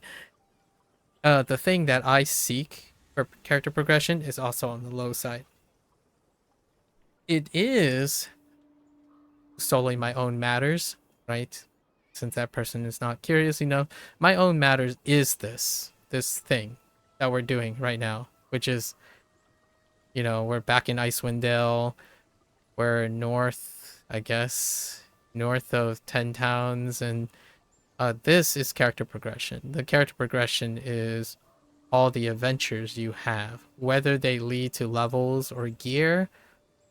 Level and gear is a symptom of the gamification of character development. Like, I totally get it. Character development, levels is temporary as well. Like, I understand some people might think that, oh, character development is not temporary. Gear is temporary, right? Well, character development is temporary too, because based on the story, you could lose all of that as well. You could have a retcon, you could assume the role of another character. That's kind of the idea. Like you would go through multiple characters, at least in my opinion. So changing the level or the number is not necessarily where I can empathize with someone who thinks that the character itself has to like change in its properties in order to feel like there's progression. There are quite clever ways of creating a growth of a character without one-dimensionally making them grow that in that way. Like watching a show where the the way the character develops is not simply because they got stronger or they can lift more or they can I think to me that kind of diminishes how or maybe restricts how developers may imagine having people feel a sense of growth. And in my opinion, Neverwinter Online kind of personally suffers from that, where it is about numbers and role-playing games are based on that number goes up situation, as opposed to telling more stories and non-overlapping stories and creating a compendium, which it does do. You know, we have a journal, right? And that journal has those things. The journal itself is filled with numbers. It's filled with hunting. It's filled with killing tasks and gear and drops, which to me, I agree with what Big War said. It's temporary because that's not where the character development is. It's not where the character progression is. It's not where the live service player, in my opinion, gets their kicks. Because, in my opinion, with every new gear set, that progression is gone. You lose it. And I totally understand why people don't want to play a game where the only sense or their value that they are given gets erased or gets replaced every time a new module comes out. So for me, the irony here is, or one of the not small talk thing is, why am I streaming the game? If someone was curious, it's because it's for posterity of completing something or viewing its significance, not in the sense of something trite like whether the level goes up or I get new gear. I mean, collecting gear is interesting. I mean, you know, there's a collection tab and whatnot. These days though, I don't usually reinvest in a game like Neverwinter. I think Neverwinter is in that state of mind where it is like Big War saying leveling is part of role-playing environments. Crimson Desert is a role-playing game, and I didn't even think it would have some sort of leveling system like that, and I imagined it didn't, which was helpfully confirmed by Big War. Single player games, they can add the idea of leveling. However, the leveling isn't what dictates the character progression. Right? In Witcher, you could just set the level to level 60 and it wouldn't really change the manner of which you interact with Witcher. It goes the same with Cyberpunk 2077. It's a gamification of character development, which if I had to make a comment on how that has kind of changed up the landscape, it's not for me personally. I think lots of other people really like it though. Like for example, watching the recent anime shows, right? Anime is very edgy and trendy now, and whenever they adapt, this is relevant to Neverwinter, when they adapt, especially like a Korean developer adapting a Western fantasy, which is where Big War made that comparison between Skyrim, ESO, and Crimson Desert. Whenever it gets into the Western fantasy thing, even shows that adapt this type of environment, they play on the trope of like leveling up and gaining like spells and abilities as people level up. And I think that is interesting. It's literally baked into storytelling nowadays too. Like I watched a couple anime that like solo leveling is luckily it's kind of leveled, it's kind of tiered, right? So you make these uncomfortable comments, in my opinion, of like, oh, that's a D-rated hunter. Okay, that's a C-rated bounty. That's an A-rated boss. And now I'm like 770 parameter and stuff. It's literally baked into storytelling in the like this scape of things. And all of them feature Western fantasy. Now, character development, when I think of character development, I think of Lord of the Rings, right? Dungeons and Dragons. And even I understand Dungeons and Dragons have leveling systems, but it's the campaign book that is the most important. I don't even play Dungeons and Dragons, so maybe I'm overlooking and it's probably a casual expectation. When I think of Lord of the Rings, the characters don't magically like level up. They accomplish tasks and it moves the story forward. That story causes character development. Not to explicitly say that character development is dealing with some number that is attributed or some property that's attributed to the character, but the tasks that they have completed. At least in my opinion. So wanted to offer a little addition. Yes, Neverwinter still seems like it's more based on a never-ending gear hunt, but the gear hunt creates gear score increases, which is the surrogate to having an XP and a leveling system. XP and leveling system is substituted with a gear score, and that gear score goes up. So, whether the number changes or not, it has a progression that was superficial to the semantics or the pedantic comment that it had to be XP and leveling. Well, it can be represented as gear score. It can be represented by your boon points or your talent points, right? In lots of Korean MMOs, it's talent points. Or like the number of attacks, how big your glossary of your portfolio is, how many builds you have. Playing like PSO2 NGS is how many weapons that you've collected points for and you fill in. And they do add leveling system to all of those. But the leveling system didn't give you anything in forms of character progression. It simply told you, okay, you're at this particular patch of the game. It is how many weapons you are able to use and how many weapons you're able to complete. And that is part of character progression as well, from a entirely mechanical standpoint.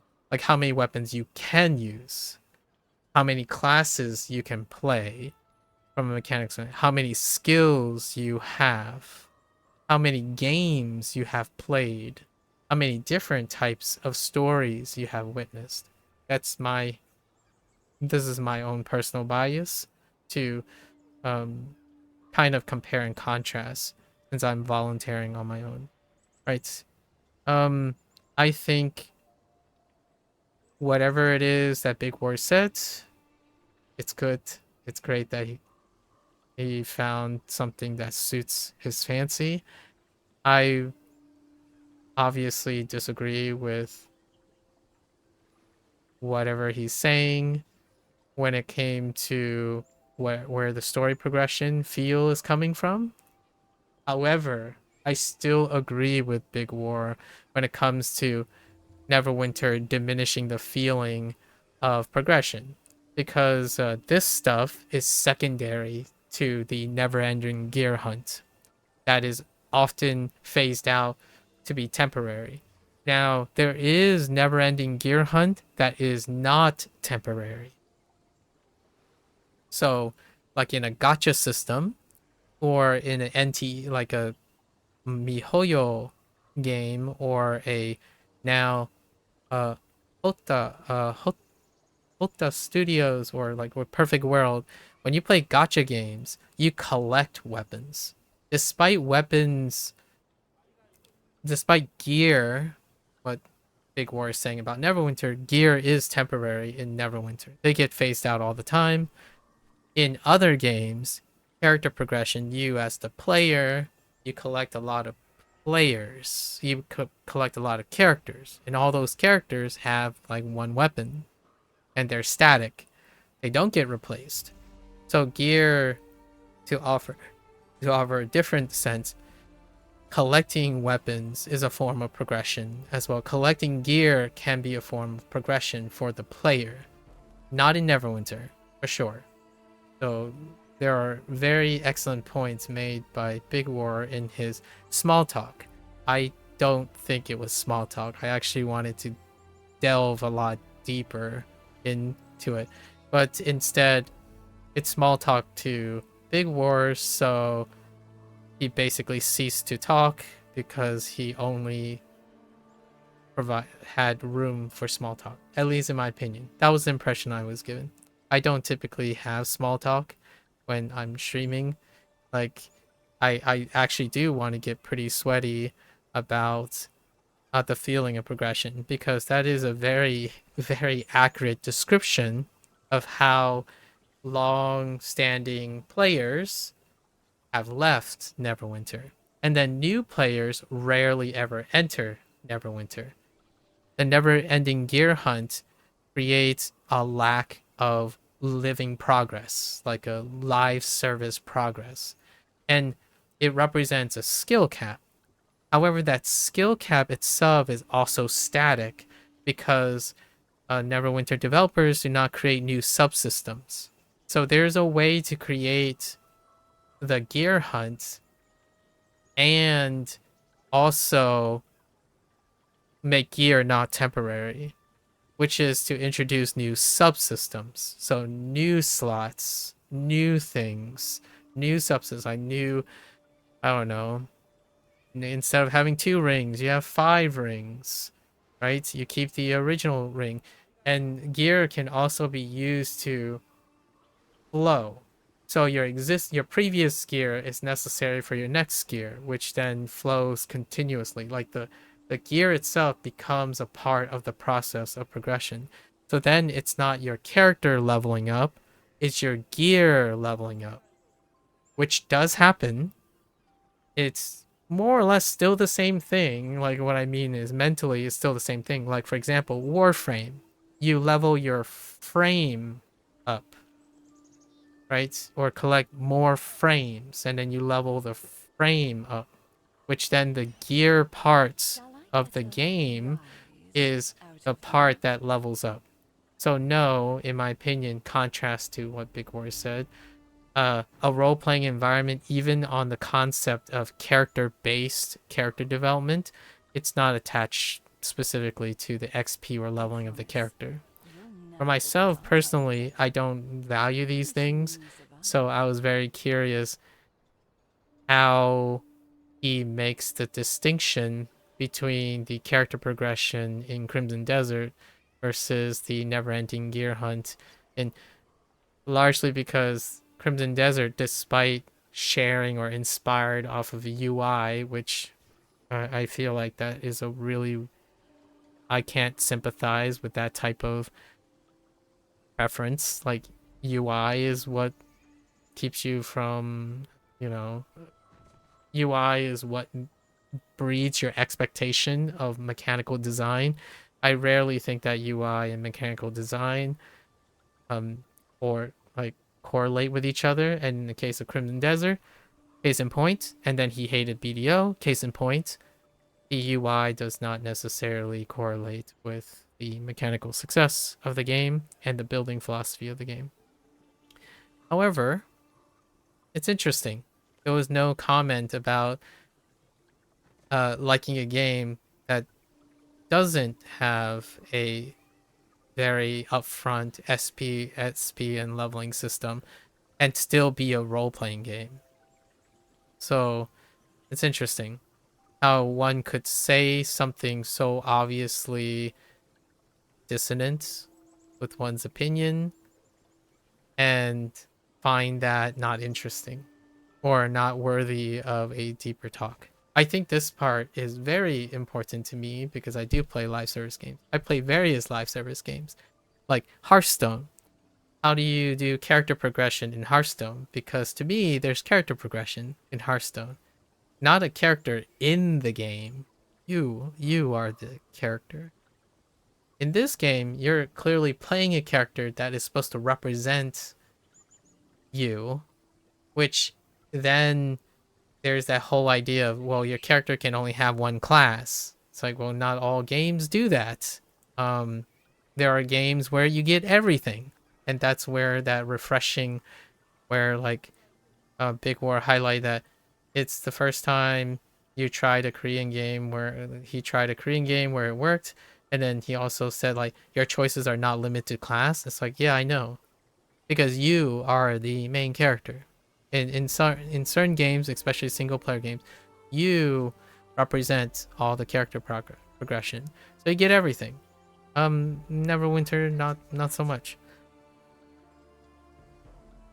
It's kind of interesting because Western fantasy has this very long history of making decisions, right? Baldur's Gate 3 is a great example where you have to make character decisions in order to feel like your decisions have character development. You make a decision that you can't take back, and then your character either improves or decreases. That's the D&D thing that I'm thinking about.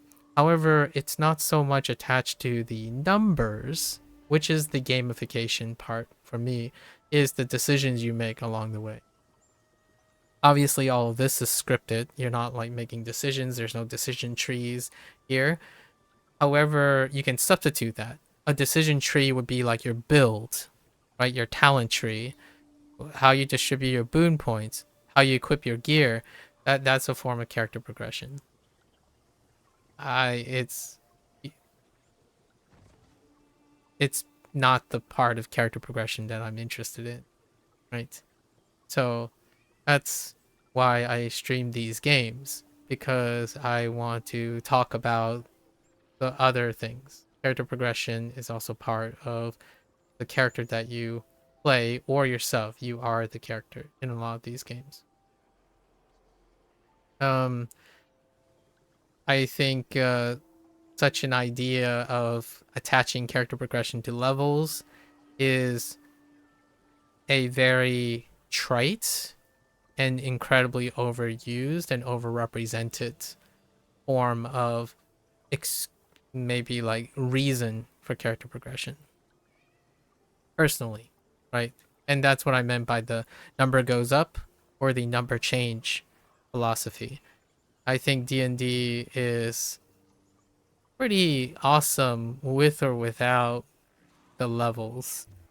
However, it does make it... Oh, that guy's invisible.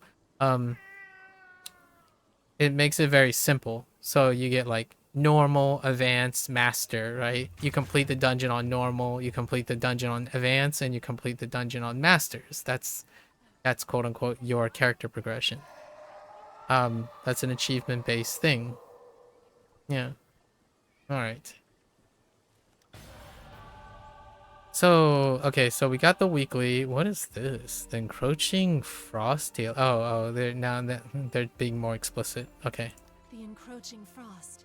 Even our most... So that's the weekly that we just did, right? And you grant me a Just blessing. give me a moment. I call upon Lathander's will. Hear my blessing and shine bright. May all who stand in your way cower before your radiant light. I figured this is where the day ends, so I'm basically wrapping up the week 1. We're gonna go into our just bootstrap until our weekly haul is complete. So let's look at our weekly haul. Oh, and quickly let's digress a little bit to this thing, the Tempest blood track. This is what I mean.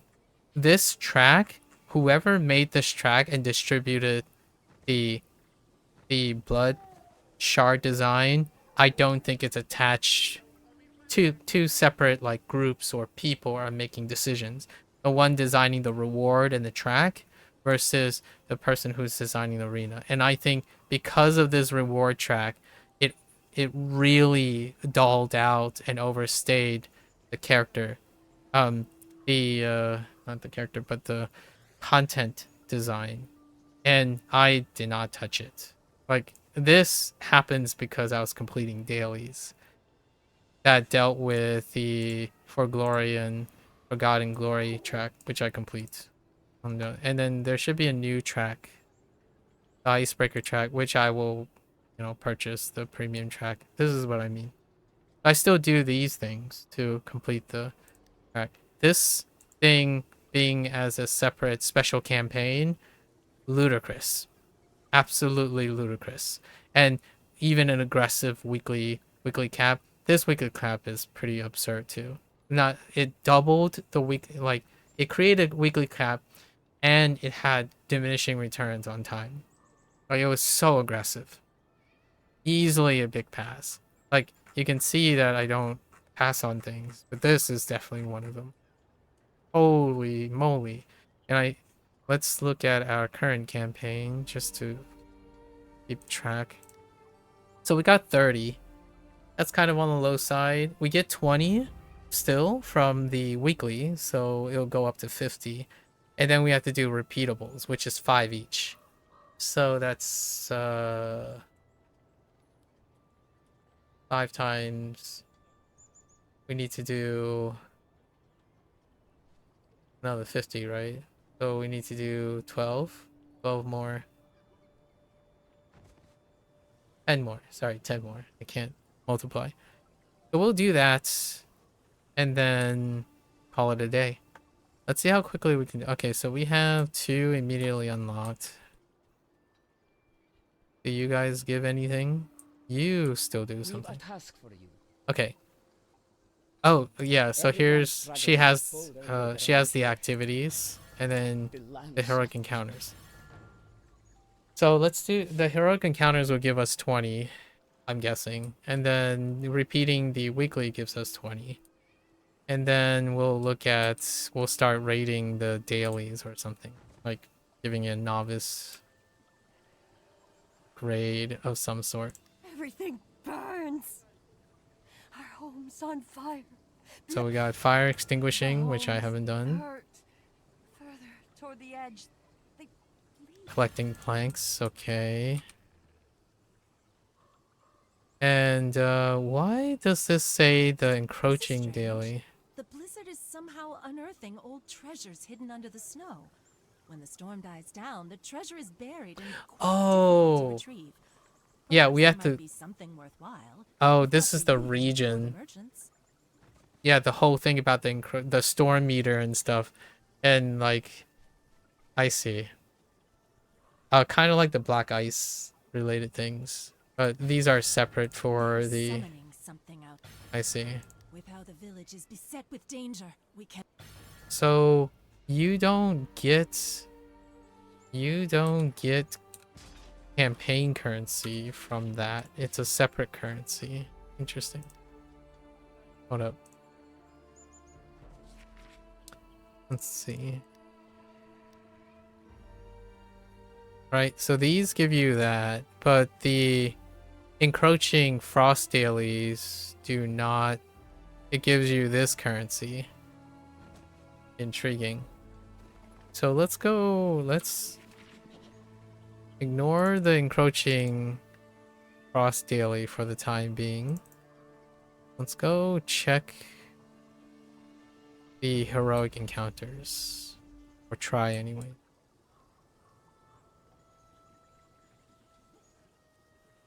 The encroaching frost BS takes too long to proc. Oh no. So we're already. Oh yeah.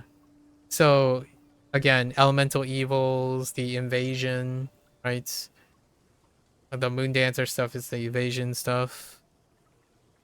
They take, and I don't know. This meter is probably too slow. It's a repeated offense, and it's gonna phase out as well. Are there mini boss to take out? So they're trying to do the. Okay. Let me see if I can move to a place with heroic encounters. We can look at the heroic encounters if we can. How many instances do we have?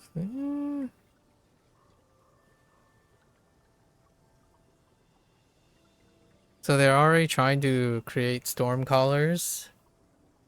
So Stormcaller is the name of our event.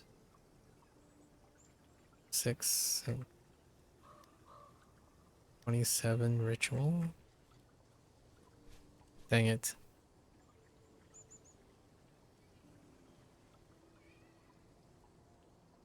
Yeah, we're still doing the hero encounter magic. Let's do hero encounters next next week. Let's go and do, let's look at our repeat this one. So we hide these.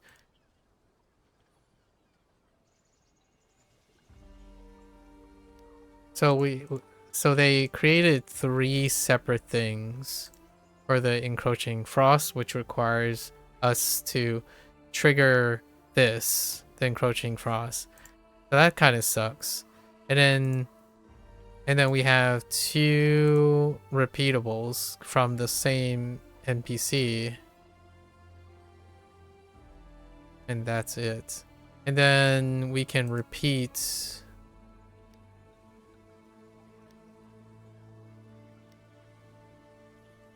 We can repeat that one story thing, right?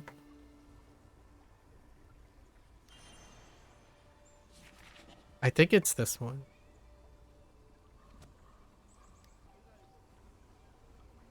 Which should be available. Oh no. Okay. Or not? So here's the heroic activity. Where's this? Like one of the bosses? I guess not. So there is no repeat of that. Okay. Well, that. Yeah. Oh no, wait. It's down here. Oh no, no. No. So the weekly is also involved in the... Man, that is so aggressive. So let's just go look at all the repeatables from the one character. And then I'll try to figure out the heroic encounter thing for next time, next week, and what the encounters are like. For now, let's look at these. So extinguish the fires, like these fires?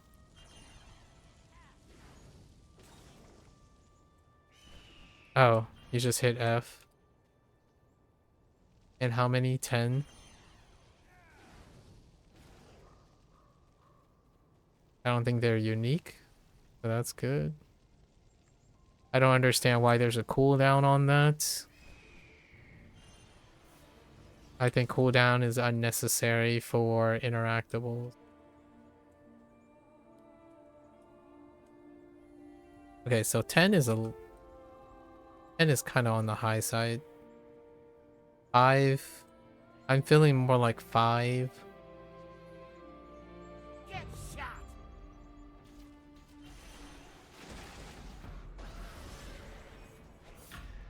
So the fire extinguishing thing. What the heck? Alright. So it's only in this circle. Okay.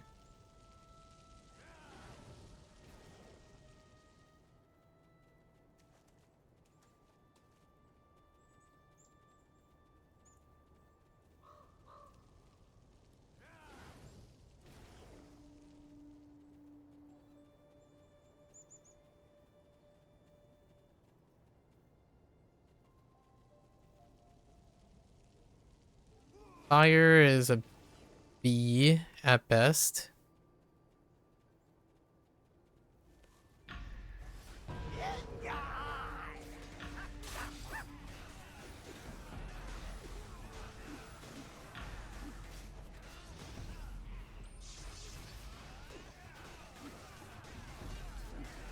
Yeah, definitely B at best. I want to say a C right off the top.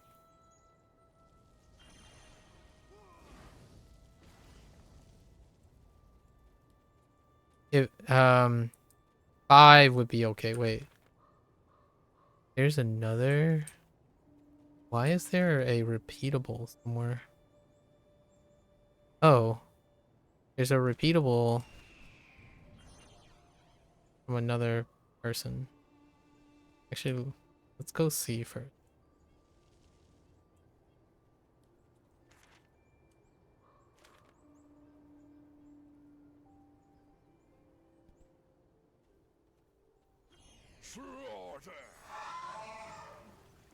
There's another person that gives. Oh, the board. A wanted board. Defeat name encounter around the a named encounter. So the special spawns, I'm guessing. 10 of them, that's a lot. Obviously, it won't be a lot if we know where they are.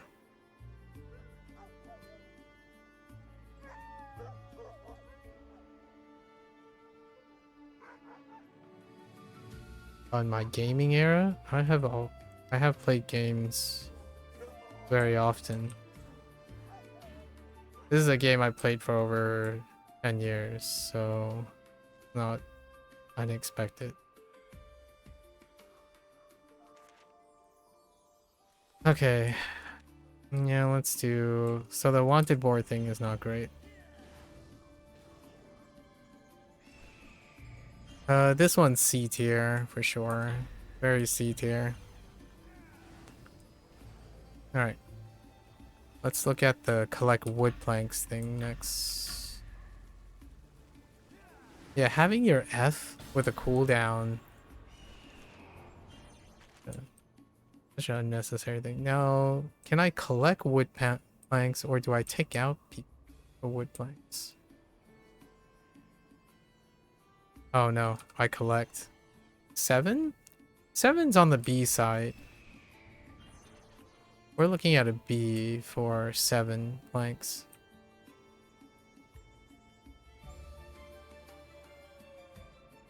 The game reminds you of a game where you played as a furry on OS. You were a child back then, don't judge you. Alright. Terra Online? I mean, Terra Online had a potpourri.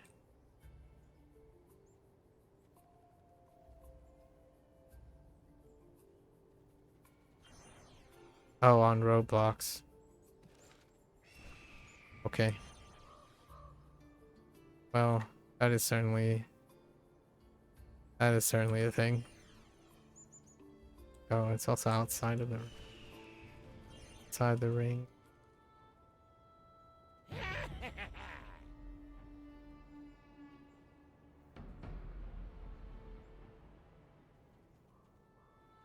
Kind of hard to see. You guys drop planks by any chance?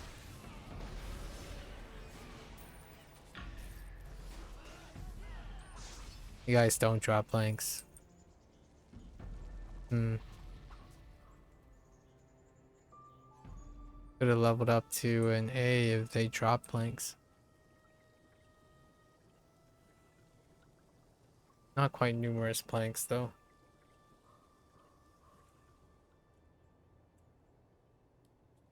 Honestly, you feel like OS is a game you enjoy a lot? I already played OS. I played it for 4 or 5 years. I enjoyed it for reasons you probably don't think I enjoyed it. I don't know what it is that you think that makes me enjoy it, but it's probably not what you think. It's okay. It's a rhythm game. You know about O's, so I don't think I am gonna deviate too much away from what that game's about. I don't do O streams because of copyright music.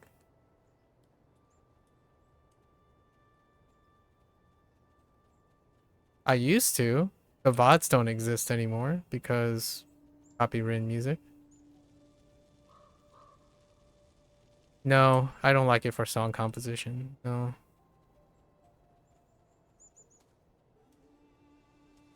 OS has a OS is a game that gamifies song composition.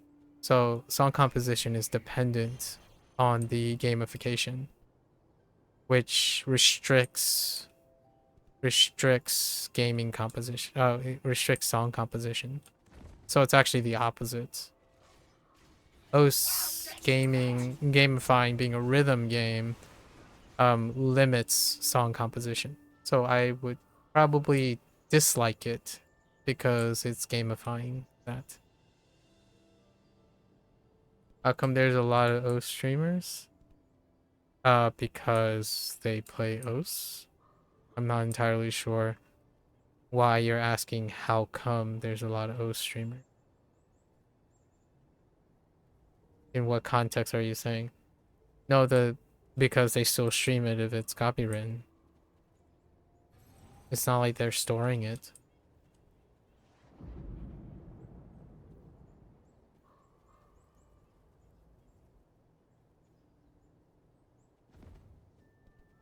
I said I don't stream O's because of copyright music. You're assuming that others do the same. I think that is definitely not true. They don't care about copyright music. So they continue to play O's.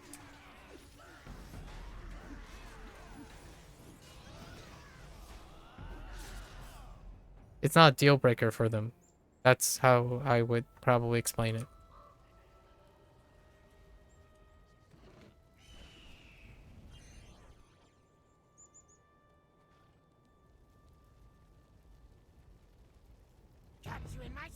I guess a quicker way to explain it is I have different... I've made choices based on different reasons. MLOS, you don't play it because of copyright use as it is demoral or as it would affect my revenue? I don't have any revenue.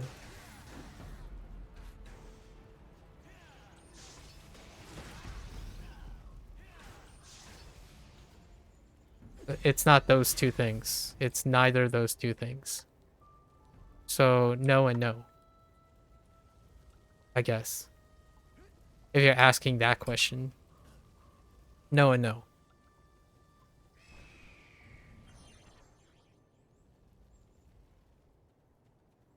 So what is it if you don't mind me asking? It's copyright music.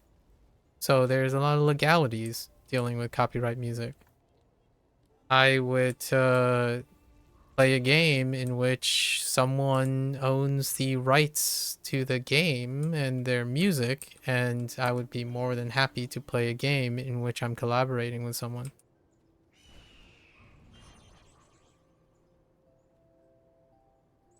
Copyright music belongs to people, to certain people, so I don't want to get involved in that. I'm not making the case for fair use or anything like that. I don't need to make the case for fair use as often if I didn't play a game with copyrighted music. Others don't care about that, and that's perfectly fine.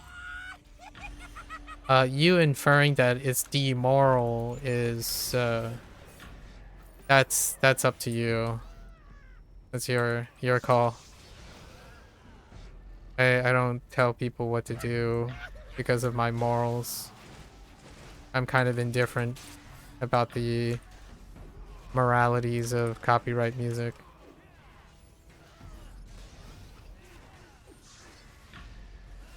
I like the idea of working with someone who makes music. Wow, so these planks are unique. You can't interact with the same planks. So that makes this like a C tier. That is a C tier plank if I've ever seen one. So these are awful. Like so far, the two repeatables are C tier. So you're really, really strapping for encroaching frost participation. Oh, they're kind of on the out. I think the circles. Alright. We'll see what the other pools are.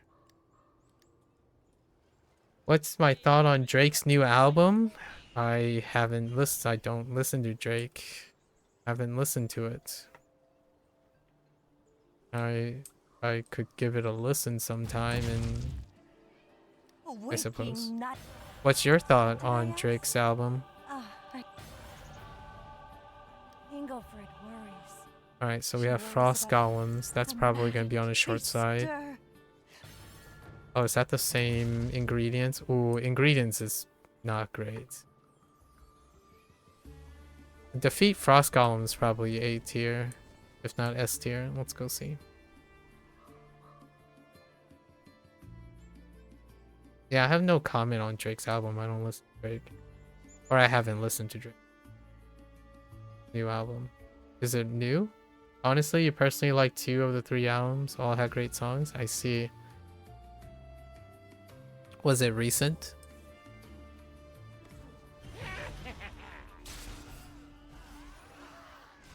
Oh, you only had to take out 12 of these? Yeah, taking out goblins is definitely A tier. If not S tier. Oh, yeah. Oh, this is S tier.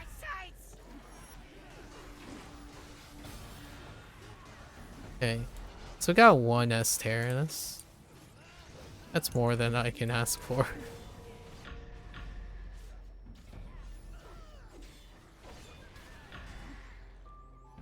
May 15, it hyped a lot. It was hyped a lot. I see.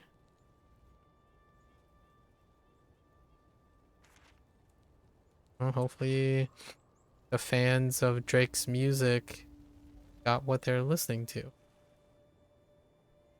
It's been a hot minute since I've listened to music like that. Not a lot of people express. Well, you're the first to express that I'm familiar with. That openly express that they're interested in Drake's music. I don't usually get music talk. Usually, it's people who are projecting their opinions about their lack of passion with certain things.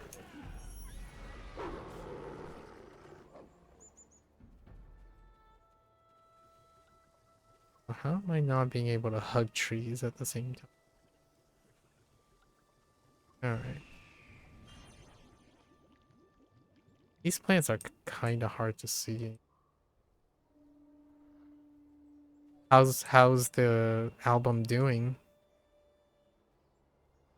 I'm doing like dailies to fill out weeklies in this game, so we're more than free to chat about music, I suppose.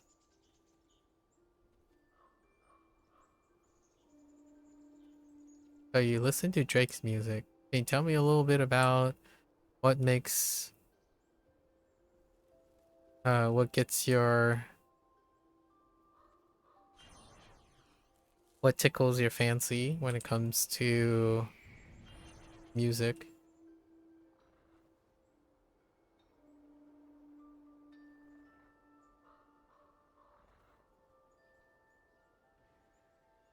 These herbs, man.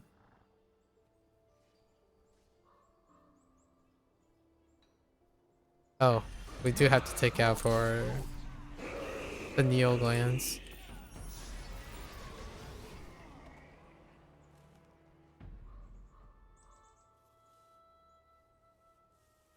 Hello there, Smoke Zone.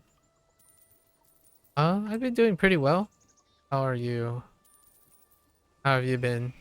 I imagine things have improved lately, Smokes.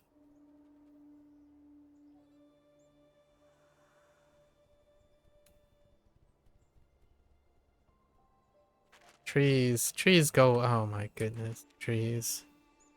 I might as well go to the top right each time.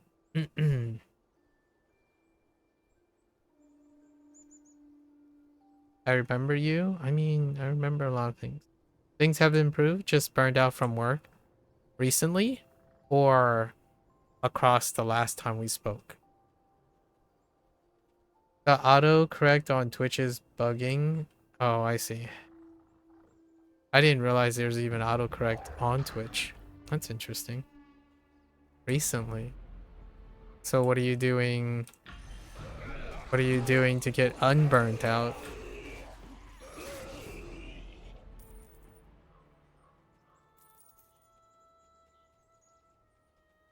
On my phone while I hug some trees. It's hugging some trees here. Can I hug you? I can't hug you. Can I hug you? Oh, I can hug you. You're going on vacation to the Netherlands. Well, that is a fantastic way. Cheesecake is a good fix to being burned out. That sounds delightful. Yeah, definitely get some cheesecake. I haven't had cheesecake in a very long time.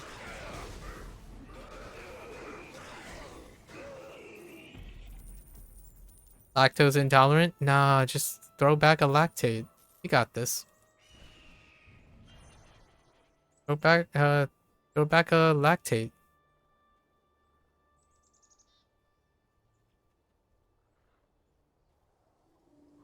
It's the best dessert on planet Earth. That's a kind of a bold statement. Skills.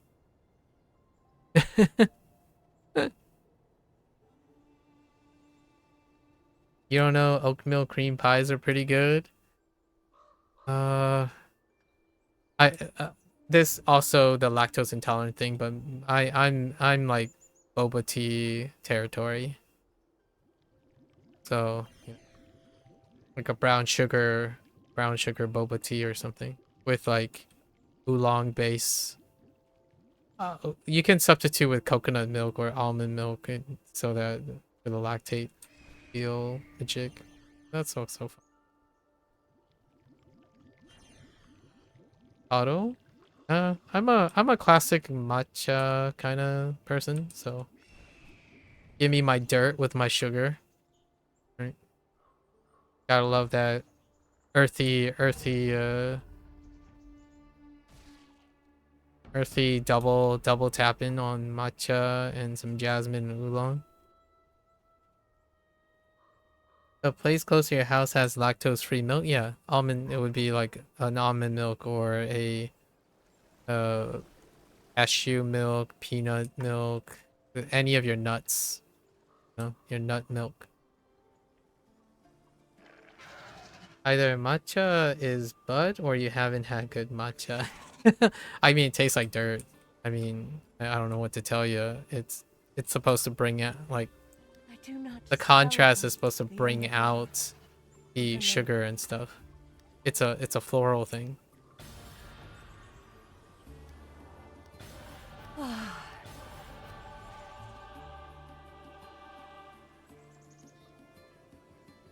Okay, hear you out, people. We eat high grade salmons, sashimi, and we hit Cheesecake Factory after. Okay. They are coming. Alright, so the ambush thing might be quick. Oh no. We're already out. So it's ambush. Alright, maybe I think ambush is probably S tier. Let's see. Because S tier ambush, I only have to go out here, right? Oh no. Is it different? Oh, it's different. Why am I reading your text like that? I mean, why not?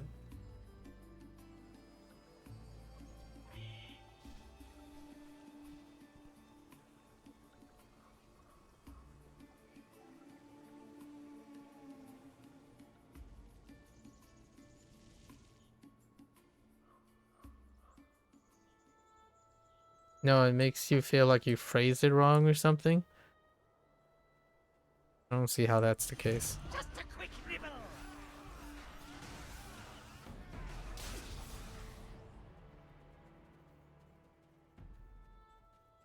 27% for one wave.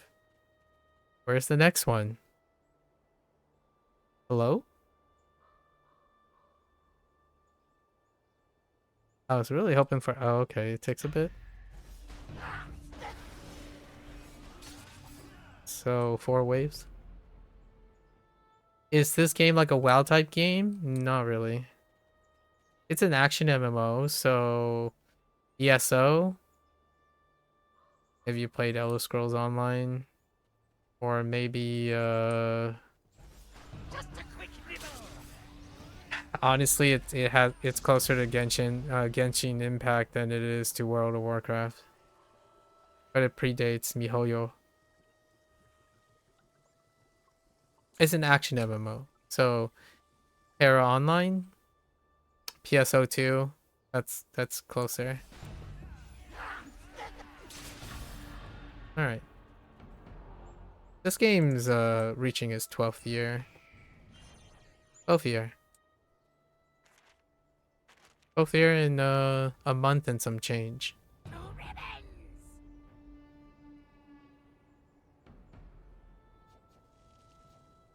What are we doing? Oh no, it's the fire thing again. Alright.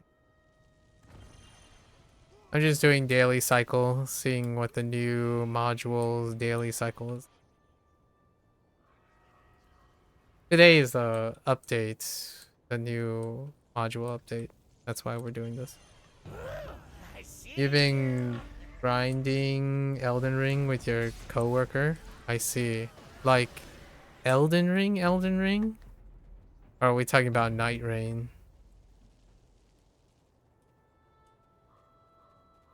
Oh, okay, Elden Ring. Fair enough. Interesting. How do you grind Elden Ring? What do you do in Elden Ring for the grind?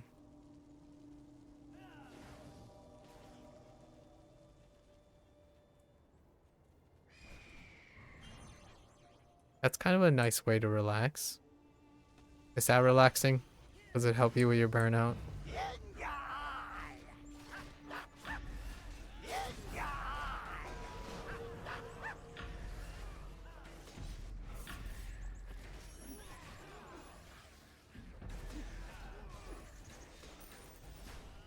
Taking out all the bosses and getting overpowered spells? Ah, fair enough.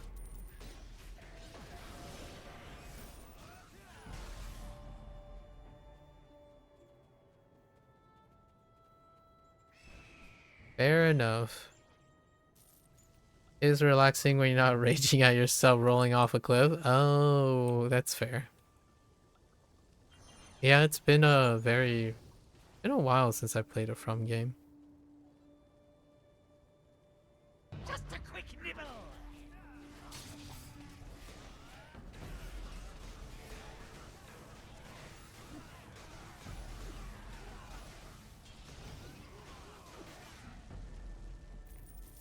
This stuff happens like roughly every 4 or 5 months, and it's 10 days out of it's 10 days across 10 weeks. So I only do this like I'll do this week, right, on Tuesday, and then the next 9 Mondays. And then it's another 4 or 5 months to see if anything interesting happens. So it's like been a while. Just to clarify, because Skills was thinking I was starting a gaming arc, but I wasn't really starting a gaming arc. I play live service games. I usually keep 2 or 3 different live service games. Get shot. You were gonna say, based off the title, I thought you were studying Japanese. It's listed. All of them are listed. This is my last activity. I already did that. You didn't read the rest. You didn't read the whole title, which typically happens. People don't read the whole thing. It's not a big deal. It's a fairly common thing. I studied I did my Chinese studies today too. The whole title. Don't worry, I do the same thing. Nowadays, like after being on the online for a lot of times, sometimes like I'm studying Japanese and I don't read the entire Japanese sentence either, only to find out later that I should really read the entire Japanese sentence. How's the language learning going? Because you just started learning Spanish again and it's a struggle, may I ask? I mean, it's going pretty well. Most things I choose to learn, I enjoy learning things. They will come. May I ask?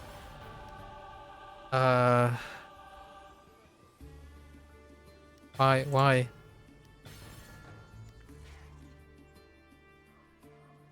What's wrong with the struggle? What happened? And why Spanish? Interesting. So what got you into Spanish? Again. Alright, so this isn't great. They're 5 each, right? So we have to do this 6 more times.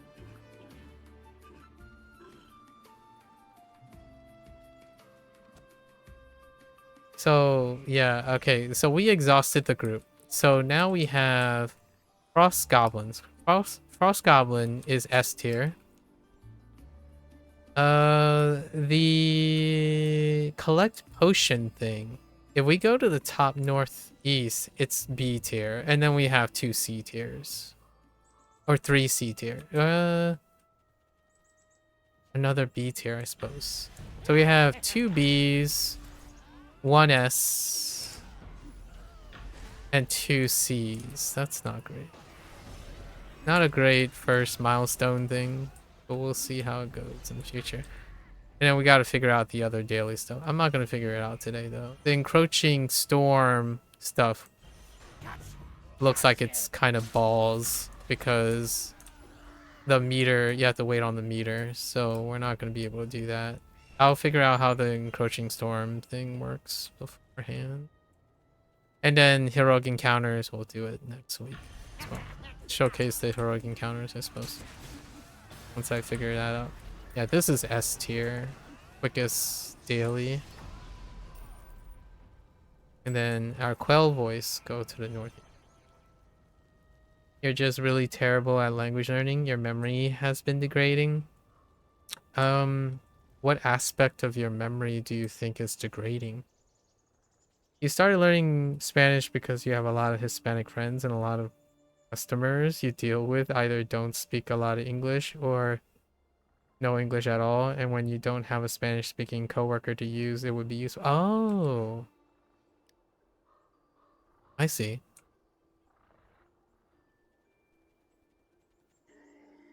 I mean, that sounds very pragmatic. Hablo un poco español porque estudié español en colegio? Colegia? I actually don't know the gender of college.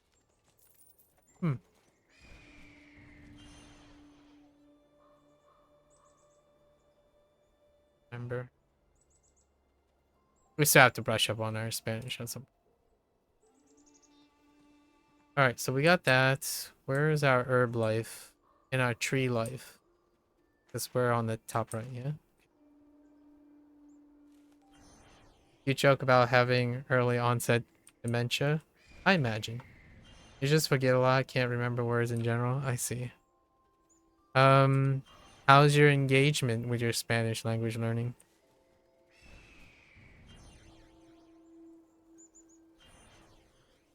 Oh, how are you engaging with your Spanish?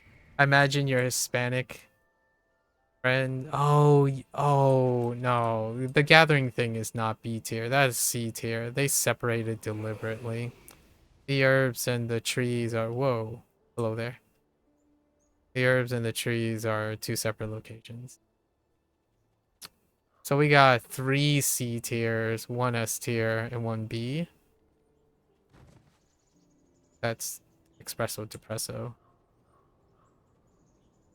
Good thing we'll have a milestone week.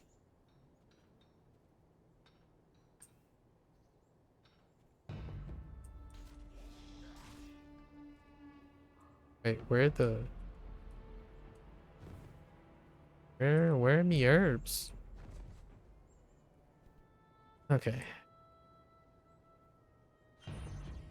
You talk to your coworkers and friends, or try to. I see. And attempt to talk to customers, but it would be nice if you could do more than 2 lessons a day on Duolingo. Okay. What's keeping you from doing more than 2 lessons on Duolingo? Engagement. What do we got? Money.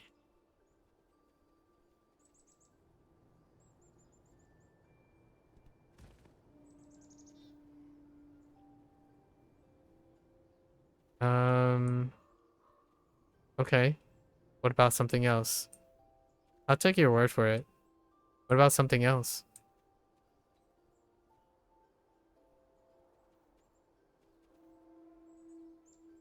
You could do it on your computer. And that money argument would be a moot point if you're not aware of it. Although I'm not sure about where you are in your lesson plans, but it's not the same. No. No, it's the same account. It's just online doesn't have the energy thing going on yet. So on your computer, for example. You made a money comment, so I'm guessing you're talking about the energy thing. Yeah. Let me double check. I'm pretty sure it's still not live. And it's usually the browser version is always, but you have to make sure the course is lined up too. Let me double check. Yeah, it's still on the heart system. Yeah. So you could always do more there. It does sync with your mobile device. You can always do it there. There are certain lessons that aren't on the browser thing, but you can then go to your mobile and fill those in. So the things that don't overlap, the mobile just shows as, hey, you can do this lesson whenever you can. Yeah. Otherwise, there are a lot of other resources. You can try other resources for Spanish, especially Spanish.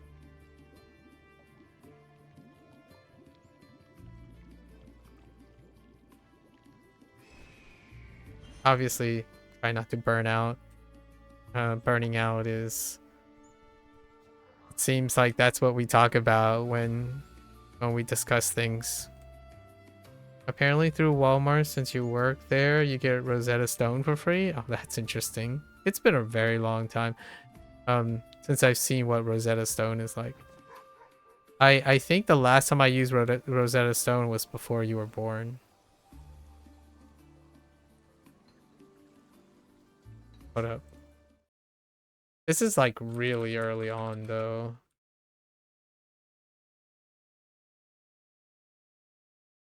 When was the last time I used Rosetta Stone?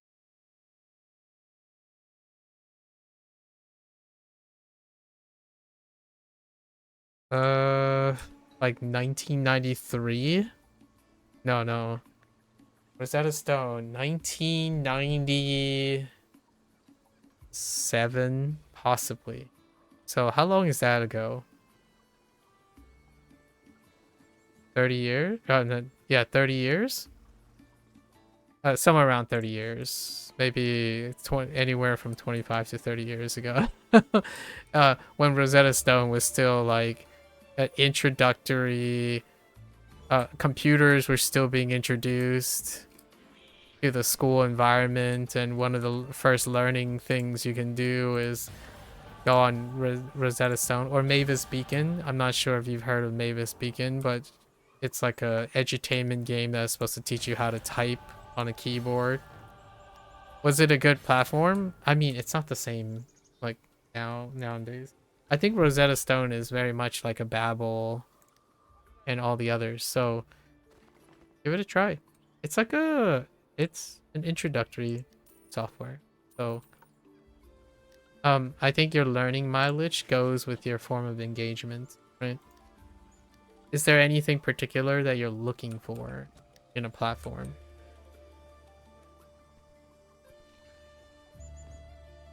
You don't remember what typing platform you used in school other than Nitro Type? Dang, I don't even know what that is. Yeah, we had typing classes. Did you have typing class? Like, you had a class for typing? Oh. Intriguing. That's good to know that there's still typing classes, huh? Real talk, it's been quite some time in like 3rd grade. That sounds about right, actually. Intriguing. The vast majority of people I talk to do not use home row key typing anymore. Like when the little kiddos that I meet anyway. They either use a touch interface or they type like a touch interface. Whether it's on keyboard or not, they use the positional mechanic for typing. Oh, okay, so you don't use the home. Okay. Yeah, that's what I mean. It's not like it's a change, you know.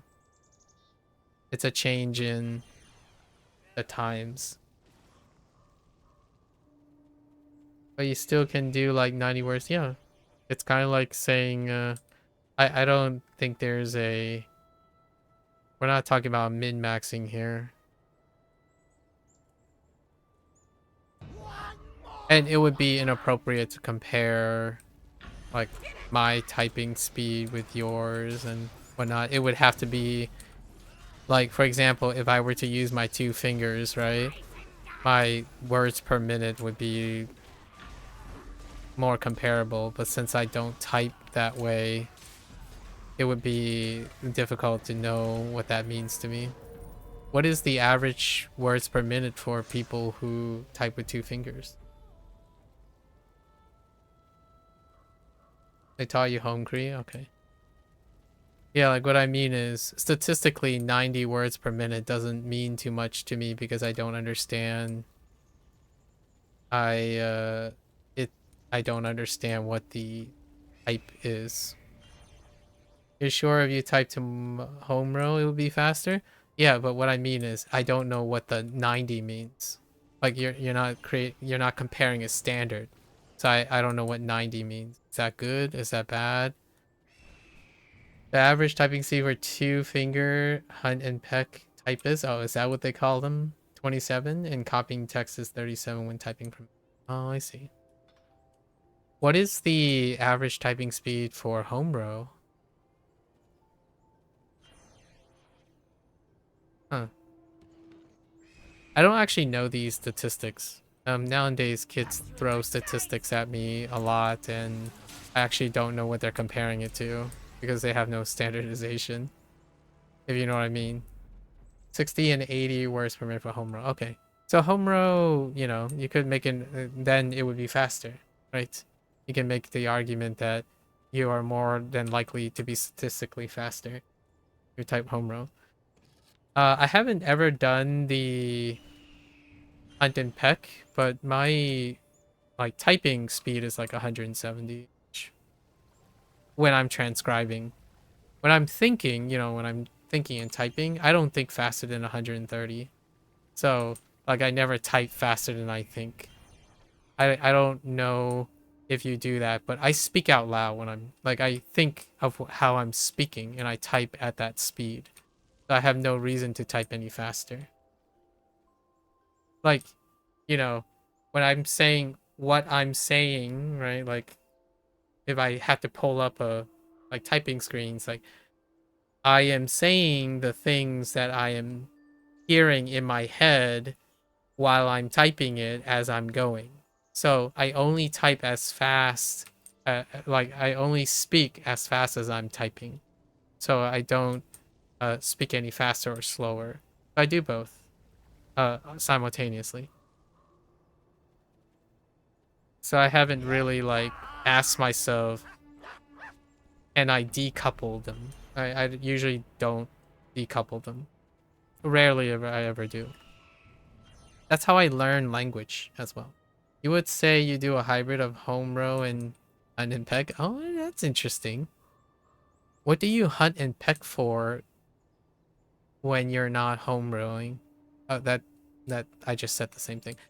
What do you hunt and peck for outside of your home row?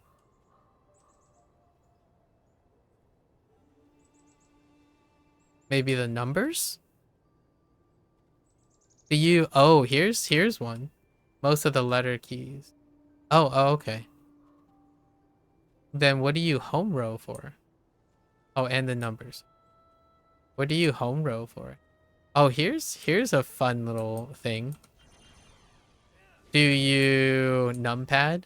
I don't have it's been a really long time since I've numpad, but there's also a number pad format for like entering spreadsheets and stuff back in the day. I haven't done a numpad in a while, but since I did a lot of data work before, numpad has a format too. You don't have a numpad? I know I don't have a numpad on a keyboard, but I didn't ask that whether you have a numpad on your keyboard or not. I was curious if you're familiar with the formats of numpad for your I guess your non-dominant hand or your dominant hand. Sorry, your dominant hand. Yeah, your thumb rests on the 0, and then your home row is 4, 5, 6. I mean, it makes sense, right? It's just putting your hand, like, that's so weird. Yeah, then you go up and down. You go up and down, and then your pinky is the strong finger for the fat thing. Yeah, that's how that's also how you used to play older games. There were games that were numpad games. So what I mean is they were mapped to your numpad. So you could just change it up for your mouse, like if you're doing arrow keys, you could change it up for your arrow keys. So you use numpad to like interact and stuff. So most of your activities are on your right hand, or like on the other hand that you would use. So instead of WASD, you could use like 4, like 2, 4, 5, 6, and then all your interaction buttons are around your other fingers. So you can hit your interaction buttons with your ring finger and your pointer finger and your thumb and your pinky all at the same time. That's a dying breed though. There are games that rarely map to the numpad because I have a 70%, so I don't have a numpad anymore either. I don't even have an F row.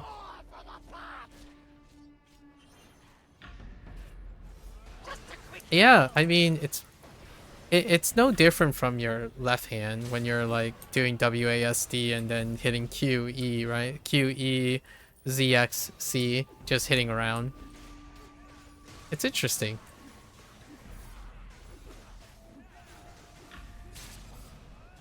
The idea behind the numpad is then you're using your dominant hand for both. Like games that use a mouse, that's fine. You use your left hand. But when you don't use your left hand and you're only like entering button combinations and stuff and moving on an axis, you still use your dominant hand as opposed to your less dominant hand. Which is pretty interesting to think, because do you think you have more motor control on your left hand or your right hand when you're using like mouse and keyboard? It's so interesting. The the answer is not as the more you know. I know, right? It didn't catch on though. Have you had an MMO mouse before? Definitely left hand just from years of using it. Interesting. With more motor function? Huh.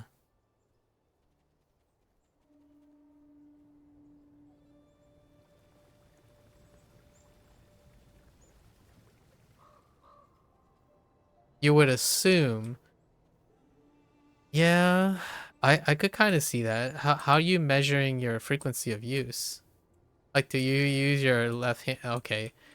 This could be weird taken out of context, but do you use your left hand more than your right hand? In MMO, oh, well, it has 9 buttons. Typically 6 or 9 buttons on your thumb button. And then they would have different grooves. So then you know which ones to hit. Famously, one of the Logitech ones would have the groove thing.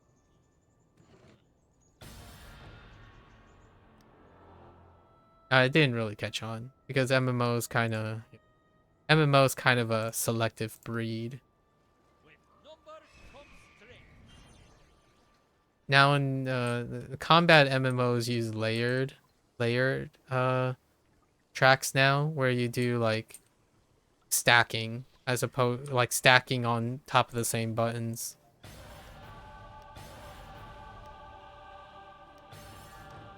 Yep, that's it. Those are the only quests we have. Where are we at? We gotta do this 2 more times. So this one.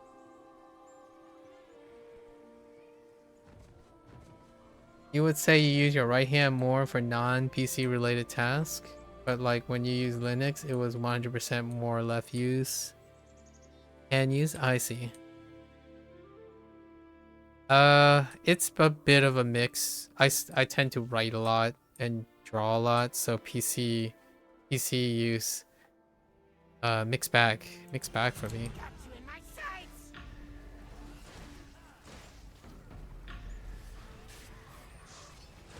Do you eat more with your left hand or your right hand? Or there is a third choice. And I was kind of like alluding that there's a third answer to this, which is that my right hand and my left hand, they have different skills. So like I can't compare them. My right hand and my left hand do different tasks. Like they're almost mutually exclusive every single time. So like I eat with both my hands. I don't eat with one of my hands. Like when I'm in front of the table, I would use both my hands to eat. But they both have different tasks, which is a funny way to think about it. You can eat with both hands. It just depends on the food. Exactly. So the thing is, I'm trying to say that the dependencies make them incomparable outside of frequency. It's kind of like language learning. I find that having a deeper discussions about how you compare things is really interesting. Like my knife game is pretty awesome on my right hand. My inverted fork game, pretty awesome on my left hand. But if I do it the other way around, I'm lost. So imagine yourself, knife and fork, and you're cutting something, right? Now just swap them around, right? And then you're like, do I push? That's what I mean. So it's a really neat idea to think about when you think about your like operations. So like even despite having like frequency, if you equivocate the frequency, you know, how often you use something or something like that, if you reverse them despite the frequency time, you can't compensate for how specific the motor functions are, which is pretty That's kind of like saying here's an interesting thing. When someone says their dominant hand is their writing hand, right? Their hand that's capable of writing. And then all I can think about is, okay, so you're on your PC and I ask you, where does your WASD key go? And you're like, oh, it's my left hand. It's like, but I thought your right hand was your dominant hand.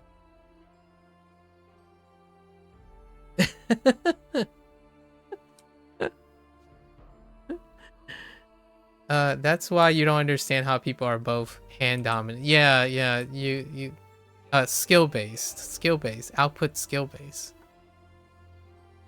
Now, you can be both hand dominant in certain things, like bilateral motion. Like, for example, a push-up. People don't just randomly start with one-arm push-ups, right? If you know what I mean. Like, if people really follow through with that whole dominant thing, it's like, okay, so are you saying that when you start doing push-ups, you immediately sag to one side? Like, that would be kind of depressing. There is still like somewhat of a stagger, but there are motions that we do bilaterally in all cases. Like in most cases, and those are the ones where people get the idea of hand dominance, if you know what I mean. So like when you go to lift a box and then you feel like one side is weaker, I think that's how people got their impressions of dominancy, where like when you're doing something that would typically be bilateral, as in it requires both, then suddenly one side is weaker. That's how they determined which is their dominant side. Pretty interesting. You're bilateral dominant with driving. Wait. Hold up. Now that I think about it, I'm not. I'm left-handed. I'm left-handed when I'm driving because my arm tires out when I use my right arm. So like if my right arm is on the wheel, I would want to relax my right arm quicker than my left arm. It would get like weird. If you're driving a long time, you switch arms. Yeah, me too. That's kind of what I would do. I would switch arms. Like if you're going on a 2 or 3 hour trip across, I don't know, multiple states or something like that. That's when I would switch arms. Yeah.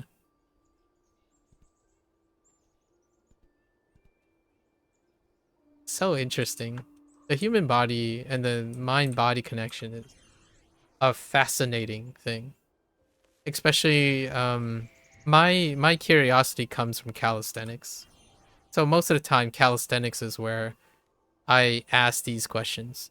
So whenever someone talks about like, oh, are you left hand or right hand dominant, it's usually coming from calisthenics, where you have to kind of know these things and feel these things out where you're focusing in order to correct for imbalances, or when you're doing unilateral motions, you want to take account on your intensity that you're placing on your separate sides or with both sides. Oh wait, I'm supposed to take out some rolls. You don't know how people drive consistently with two hands? You do a bit of calisthenics? I do it for like quality of life. Right? Can you touch your toes, for example? Can you do a lever? Do you have enough hip mobility to do an L sit? Right? Can you do some pull-ups? That kind of thing. No? No, or not interested?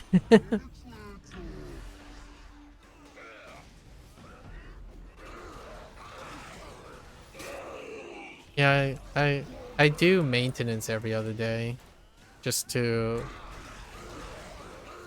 keep my mobility. It's largely for mobility. Your hip mobility has been bad since you got injured. Oh. Have you tried rehabilitating, or is that not in the cards at the moment? Or is that a permanent thing?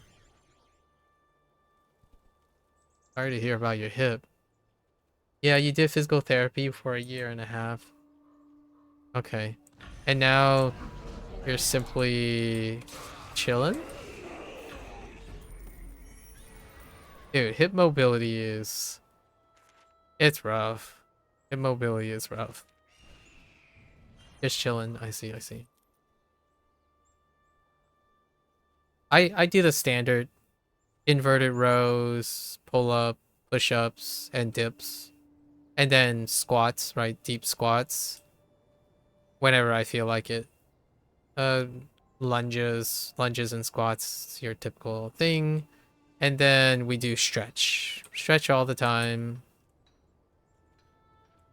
Shoulder circles and your typical shoulder circles, routines, hip flexors, yoga basically, yoga.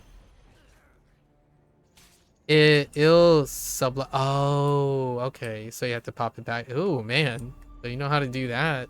I guess it happened often enough where you basically could do that yourself now, huh?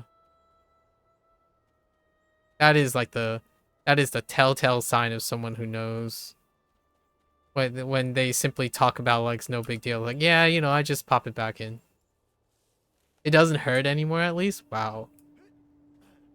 You start stretching every day. Yeah, me too. Me too. I get up and my routine to get in the game is to stretch. That's largely because I run first thing. So, making circles like, you know, leg sweeps, right? Left and right and forward and back. So you have to loosen your hips. And then I run. That's usually how I keep up with running every single day. No exceptions. Gotta... And getting old. Getting older. You don't run, but you walk almost every day? That's awesome. That's great to hear. Do you ever, do you live in a place where you can stop by somewhere when you're walking? It's always, it's awesome when you live in a place where you can stop by somewhere. Not by choice? Oh. It's because of work. Do you have examination? Or do you work because you walk because of work? Like you walk to places because of work?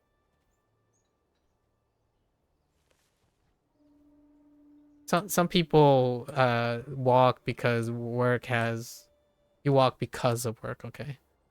Yeah, I know a couple people who walk because work requires that you you know, you get military related, or like you have physicals, examinations. And what just happened? No, thanks. 12K steps a day? That's awesome. That's over 10K. Very solid. So you're like good to go. Walking. Can't underestimate walking. You know, these herbs are kicking, but I don't have a route for 3 right away. Where is the cauldron located? So I think there are 2 cauldron located.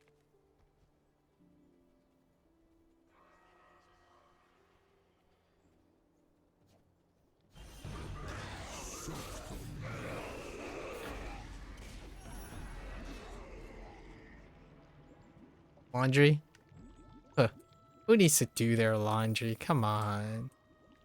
Kidding. Do some laundry.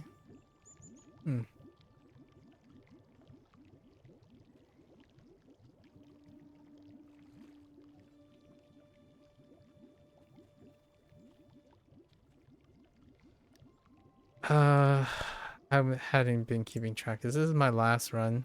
So, all right. So what have we learned from week 1? Daily cycle, not the way to go, man. 1 S tier, the Frost Giants, 3 C tiers, and 1 B, which doesn't happen as often. So doing the other stuff like heroic encounters and stuff is the way to go. And then Encroaching Frost, waiting on that.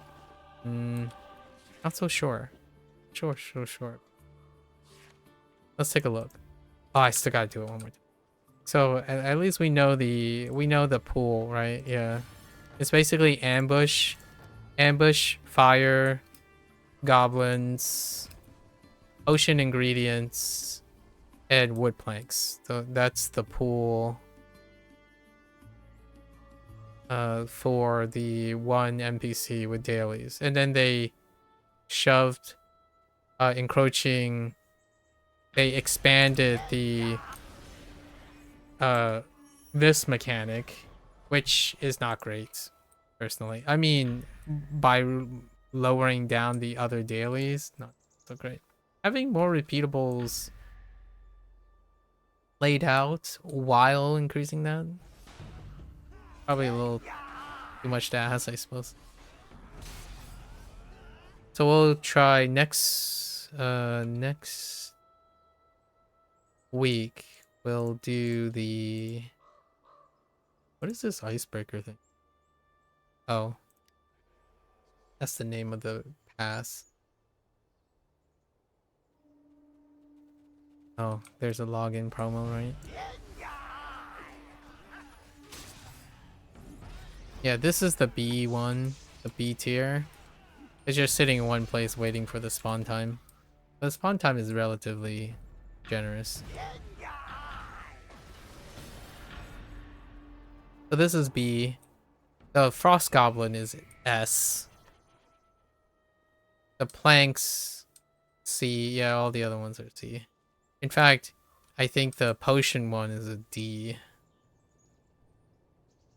Not the greatest start. Now, we will have activities filled out next week for a solid 20. Oh, the fire extinguishing one, not the greatest.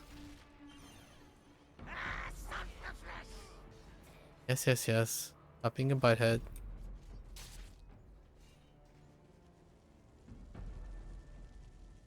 I think the potion one will end up being a C at some point because you can kind of sequence it. The fire thing, extinguishing the fire thing. I haven't really been paying attention to a route. Haven't done a route. And then next week we'll definitely do heroic encounters. I'll take a look at the heroic encounters between now and then. We'll do the heroic encounters, as well as try to cover something about the encroaching storm mechanic. I actually haven't even seen the elemental evils thing from last module. So that's how much I think about the extended mechanics, the gated mechanics.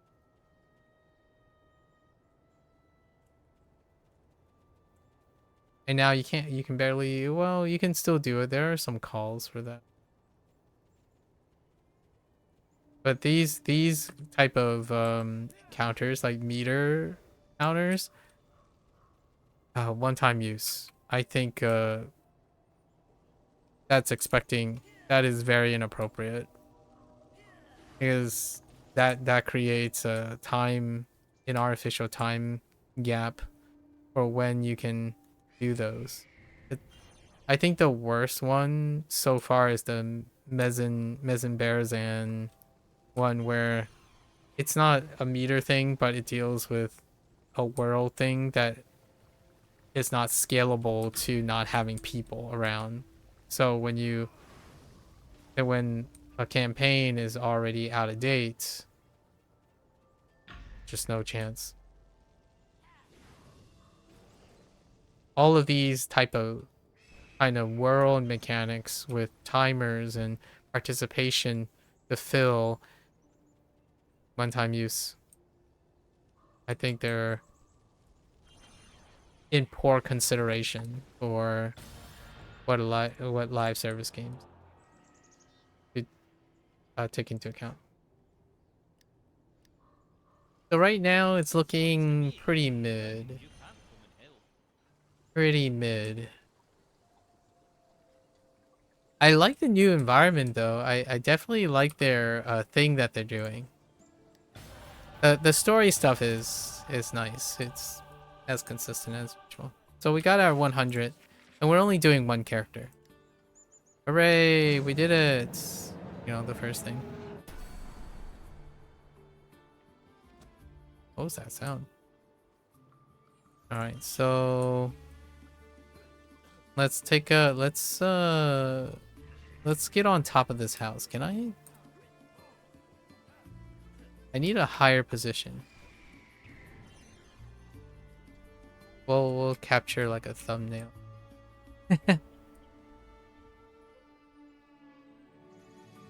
I think the Aurora is a nice touch for sure. Oh, he's got a. Oh, can I get up? I can't. Darn. Yeah, this landscape. They still know how to stretch, you know, stretch the good old what is this? Unreal 4? Unreal 3? Gotta stretch it. So let's go up here. I'll stand here. Alright. Oh. Yeah, this is probably Unreal 3.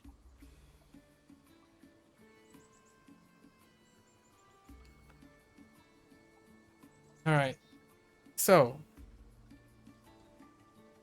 You got a cat, so that's been nice as in ESA. Oh. Nice. A kitty cat, huh?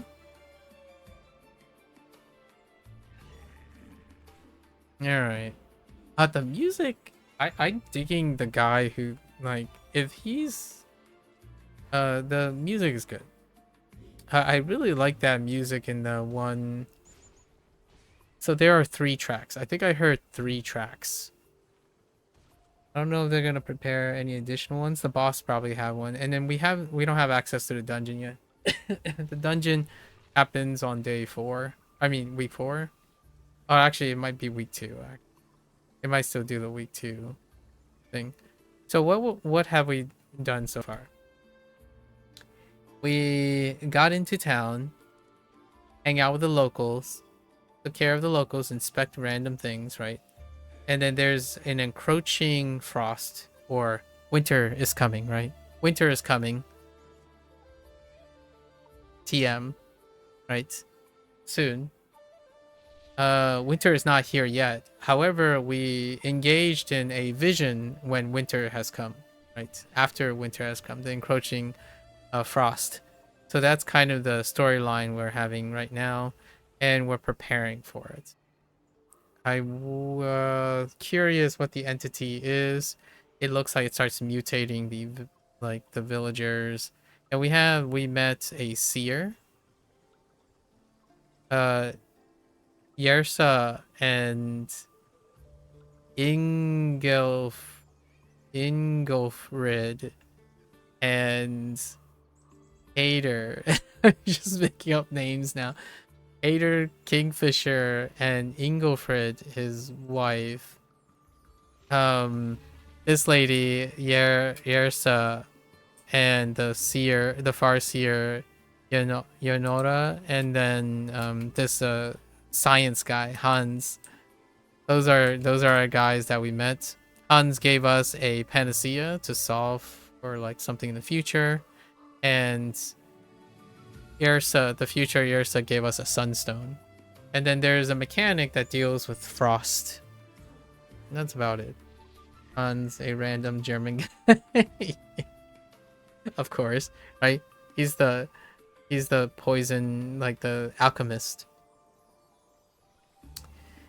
So, or quote scientist alchemist guy. And there's a mechanic. We have a whirlwind mechanic that we didn't explore. We'll explore it tomorrow, next week. We'll do the necessary background so then I can share it. So right now we have one repeated quest giver, which is the Farseer, and has a pool of 5. On average, it's on the B side, which is below average in terms of like the mapping, like how the things are laid out and whatnot. That's more of a efficiency thing. So it's not a bad or good thing that it's C or A. I usually use the rating system or how it's laid out and how convenient it is for live service thing. So I would say the routine, if you do the heroic encounters, that's 20. It's gonna be like an hour and a half, probably. Unless you can time the encroaching storm. So we'll have a better idea. I'll try to highlight the encroaching storm stuff next week. And the heroic encounter stuff next week. That's it. We can stare at the aurora in Aurora. Not the Aurora, but in Aurora all the time. We're back into the frost landscape. So that's neat. The music is great. And obviously the voice acting up to stuff. Music is a blend of Icescape. I don't know if people are into Icescape, but it's an Icescape meets a tribal theme. You wish you got to see the Aurora in person? Me too. Maybe I'll be able to do that. Oh my gosh, there's like a weird artifact. It's like cut off at the top right. Sorry, I was adjusting. Maybe I'll get to see it before I die, right? Before I die. I did get to see a solar eclipse, so that's neat. Actually, in my lifetime, there were 3 solar eclipses. A total solar eclipse around. I just happened to live in the area with 3 total solar eclipse. I actually ran a jog during a solar eclipse. That was weird. How often is a solar eclipse? It's kind of honestly, I don't know during a lifetime now that I think about it. Let's go there.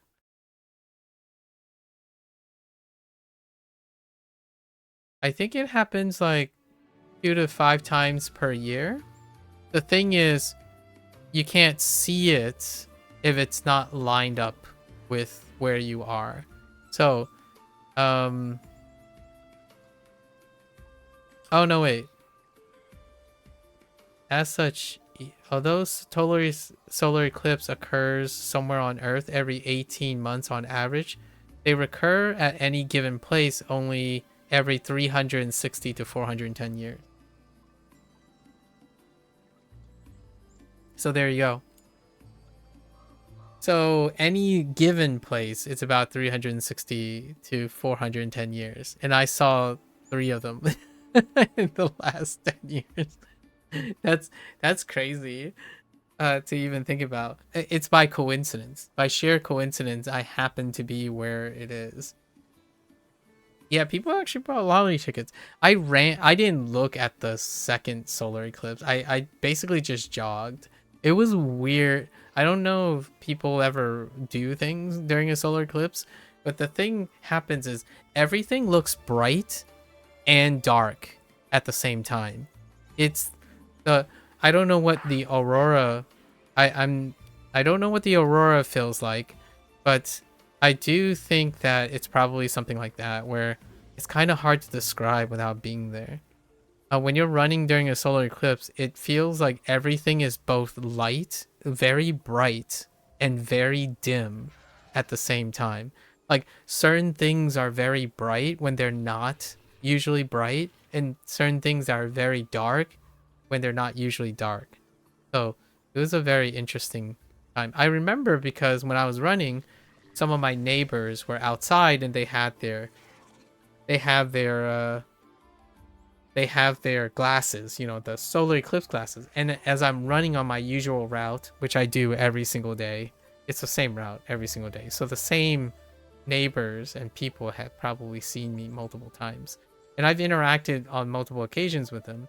The one person, like as I was running by, they were like, "Do you want to see it?" They like held out their like eclipse and said, "Oh, I'm okay," you know, like it's pretty interesting to be someone who's like been in multiple solar eclipse at any given time.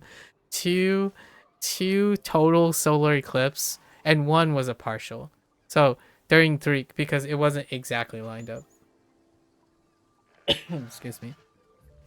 So crazy life. There are other things I haven't seen before. Aurora would be one of them. That would be really cool to see an aurora one day. I don't think I've seen a hurricane. I haven't seen a typhoon though.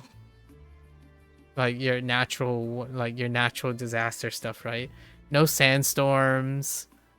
I've been to a desert though, and no sandstorms. Like I've been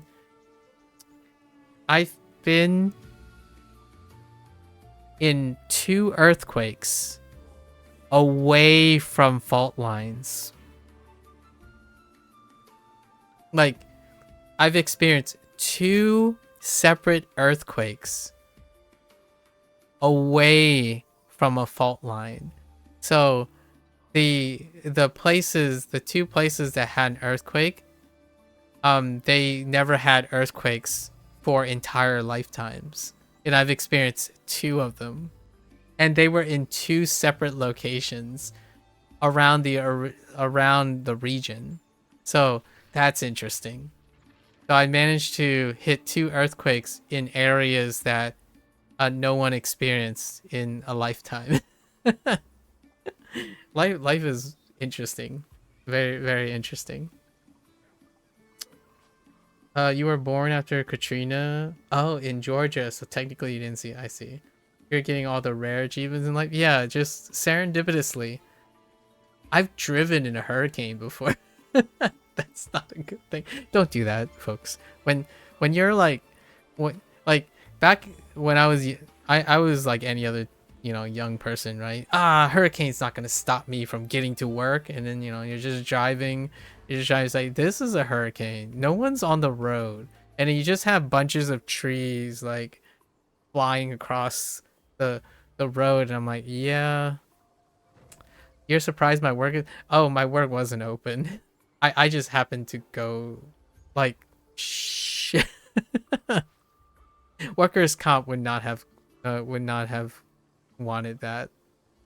I needed to take care of something. I wasn't necessarily essential personnel, but my experiment was still ongoing, so it had like things living, so I could have adjusted the experiment schedule, I suppose. But working with biological things, it wasn't like I was driving 30 minutes away. It was 10 minutes away. But when you get on the road, no one was around, right? There wasn't anyone. And then everything was like swaying and things were flapping around. So it wasn't the most sensible choice. I have been in 3 blizzards, of which they are all record breaking for the area, that's pretty interesting. Like, you might be thinking, well, I've been in blizzards, like, but think about it. Blizzards aren't going to be as frequent. Like, one of the things is, if you're experiencing blizzards now in your area, it's probably going to be less and less likely in the future. I've experienced 3 massive blizzards in my lifetime. And those are the 3 biggest blizzards in those areas. So 3 separate areas in the same region. And I was at the epicenter of the blizzard.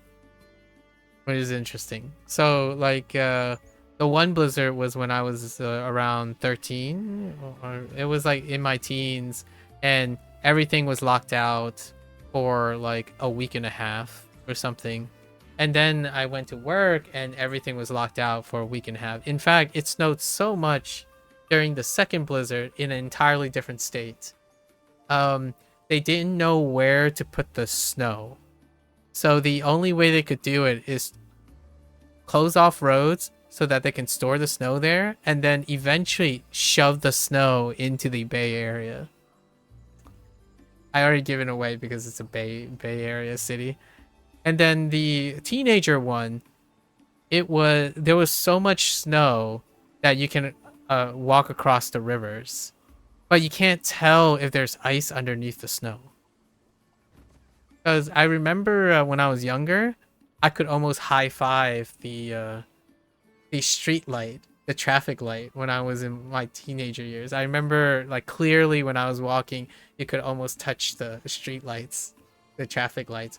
And I still live in that area, so never again was there a blizzard that big.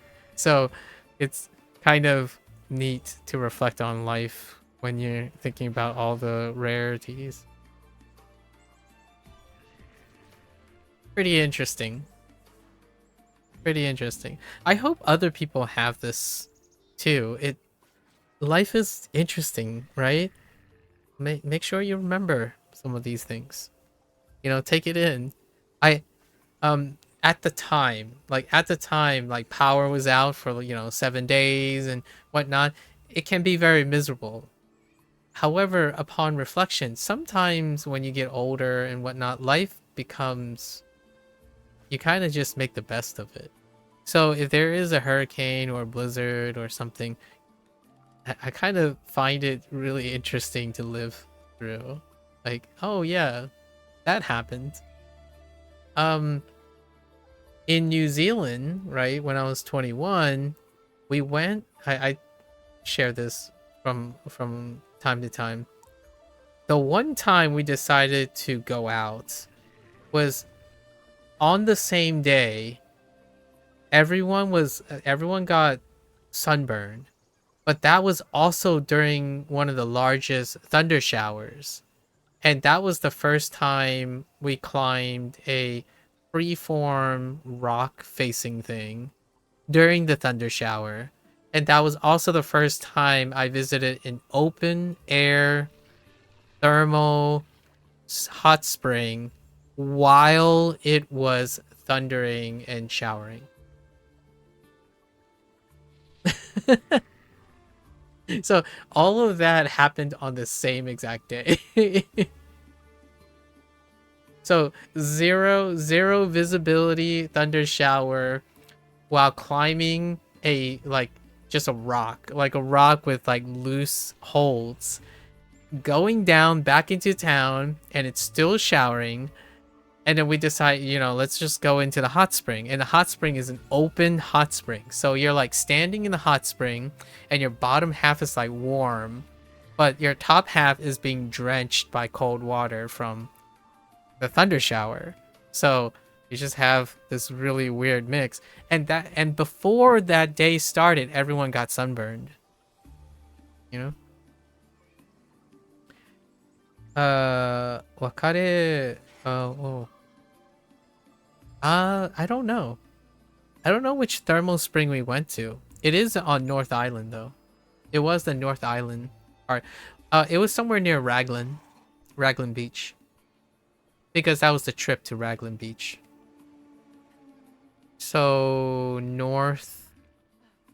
well, it's near Raglan.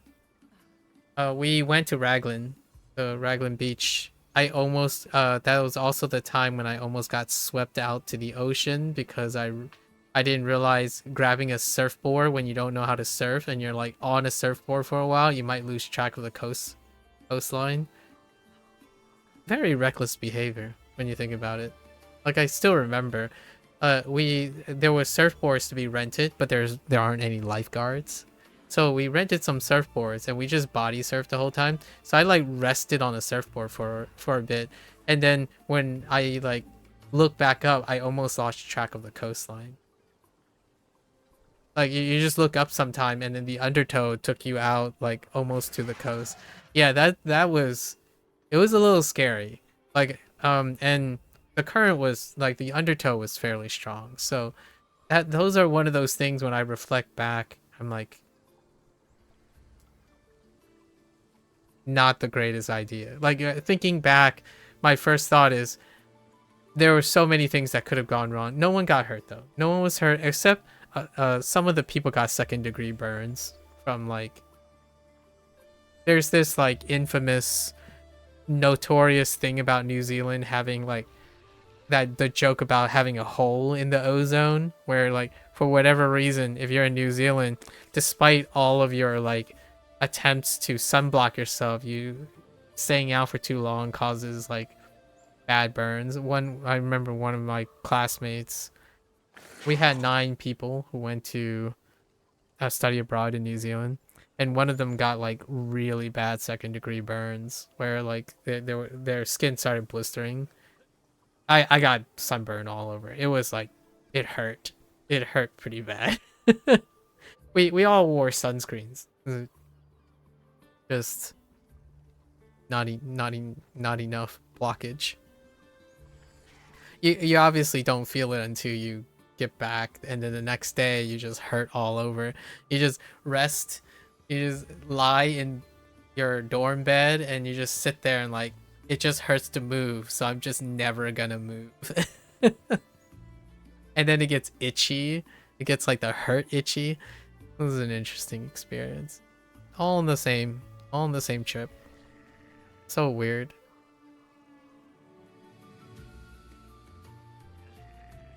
Yeah, that was you in Hawaii. Oh, was worth it though? Yeah. The ocean is scary. Yeah, I've now have learned to appreciate, lifeguards and whatnot, because getting carried out to sea without noticing is crazy. Like, definitely do not underestimate how quickly. You're young. You would say you're young and you live only once, but man. Oh, and I don't swim. Like I'm not able to swim like very, very well. So it took some muscle to get back. I'm not a swimmer. You live once, don't cut it short. Yeah, that's exactly it. So that's kind of a fun little reflection. Oh, and we do this. Oh, you too? Yeah, we do. I do this at the end of every Neverwinter stream. We kind of just reflect on things. By the way, this is how I play live service games too.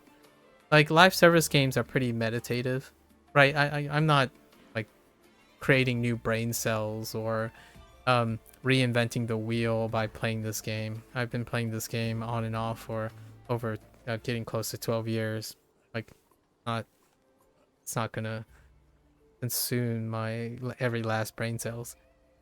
So talking about, living through this stuff and looking at what you could and could not be doing is really interesting about games. Your swimming skill is horrible? Yeah, me too. I really lack. I think the thing that I can do is backstroke, and that does not work in the ocean. You do not backstroke in the ocean.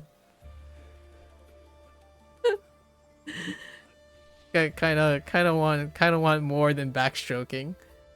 You love games where you can just put a documentary on and on your second monitor run through enemies. Yeah, exactly. So this is my relationship with Neverwinter.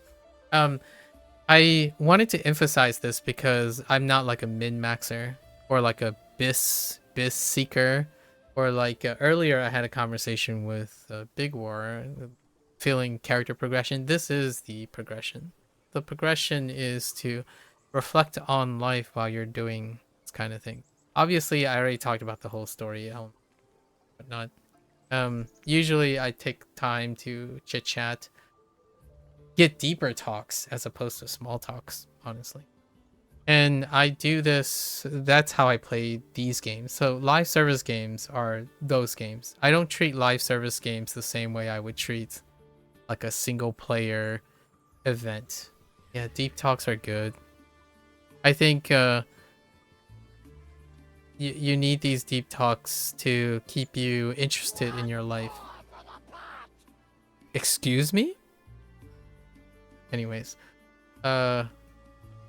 keep yourself motivated and be interested in your life.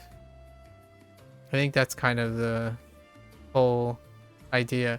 Like, if you're gonna play a live service game, my inclination is I hope it doesn't define you, because there are plenty of other, in my opinion, there are plenty of other things to compete for your definition. The last thing you want to do is have a live service game define you. Like playing that one single game within a game of Roblox or something. Like, the game within the game of Roblox. Other than your therapist and your online therapist, well, it's good to hear. Who is that? Which one of your companions is yelling at me? Is it the scorpion? I don't think the scorpion talks. That's the critter sound. Okay. Anyways. Yeah, I'm glad to hear you're going to travel soon.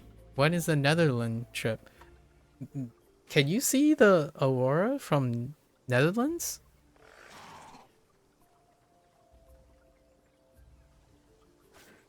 Huh. End of July through mid-August, I see. I look forward to hearing. Do you have family? Is this a pleasure trip? Family, extended family, a special someone? What do we got?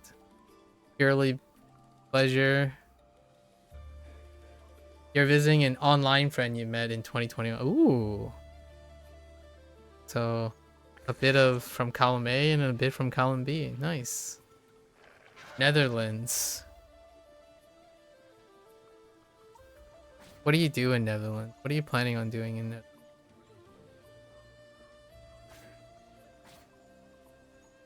Oh, you're going to the OS convention? Okay. I know where that is. Nice. I see. You're saying end of July and mid-August. That's a funny coincidence because I'm taking the OS potato head, which, by the way, the OS comment came up from skills. I'm taking the OS potato, a potato, to the anime convention that I go to every single year. And we're gonna do some shenanigans at around the same time too. End of July and into August. Not as long. We're only gonna be gone for like 4 days. And then trying some local foods. Let's look at Netherlands local food.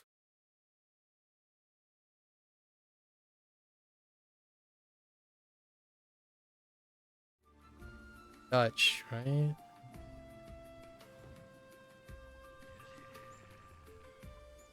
Cozy comfort food.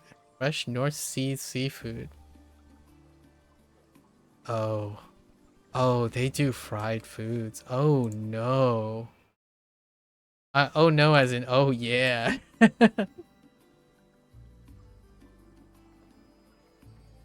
War fries?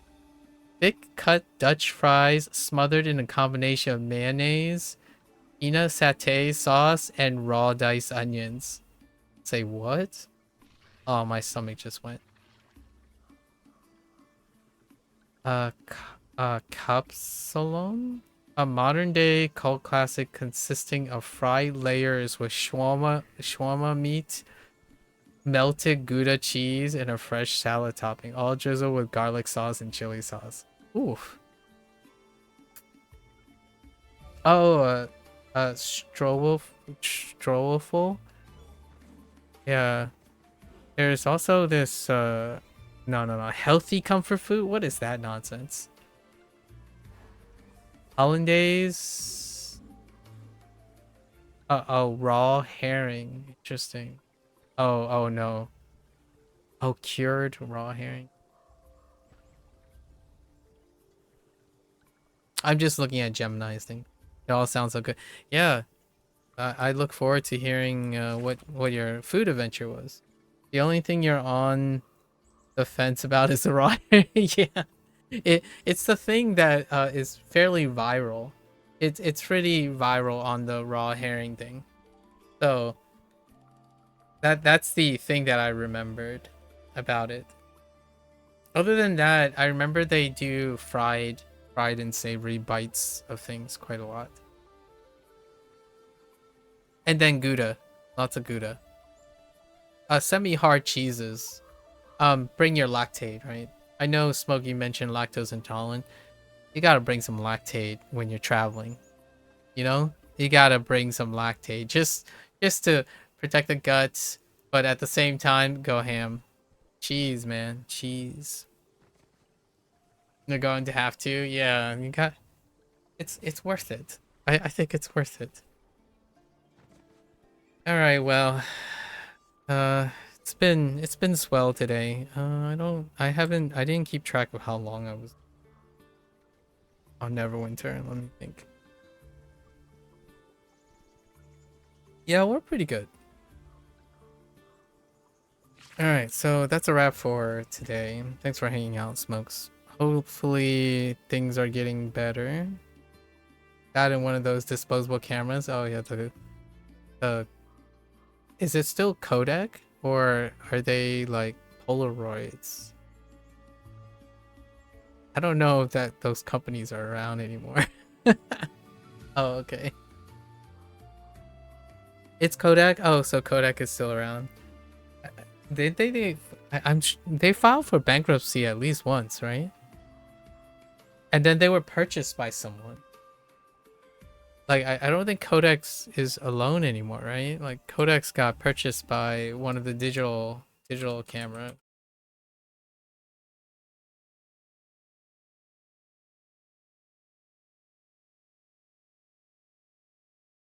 Yeah, 2012 was their bankruptcy. And then were they bailed out? They were bailed out.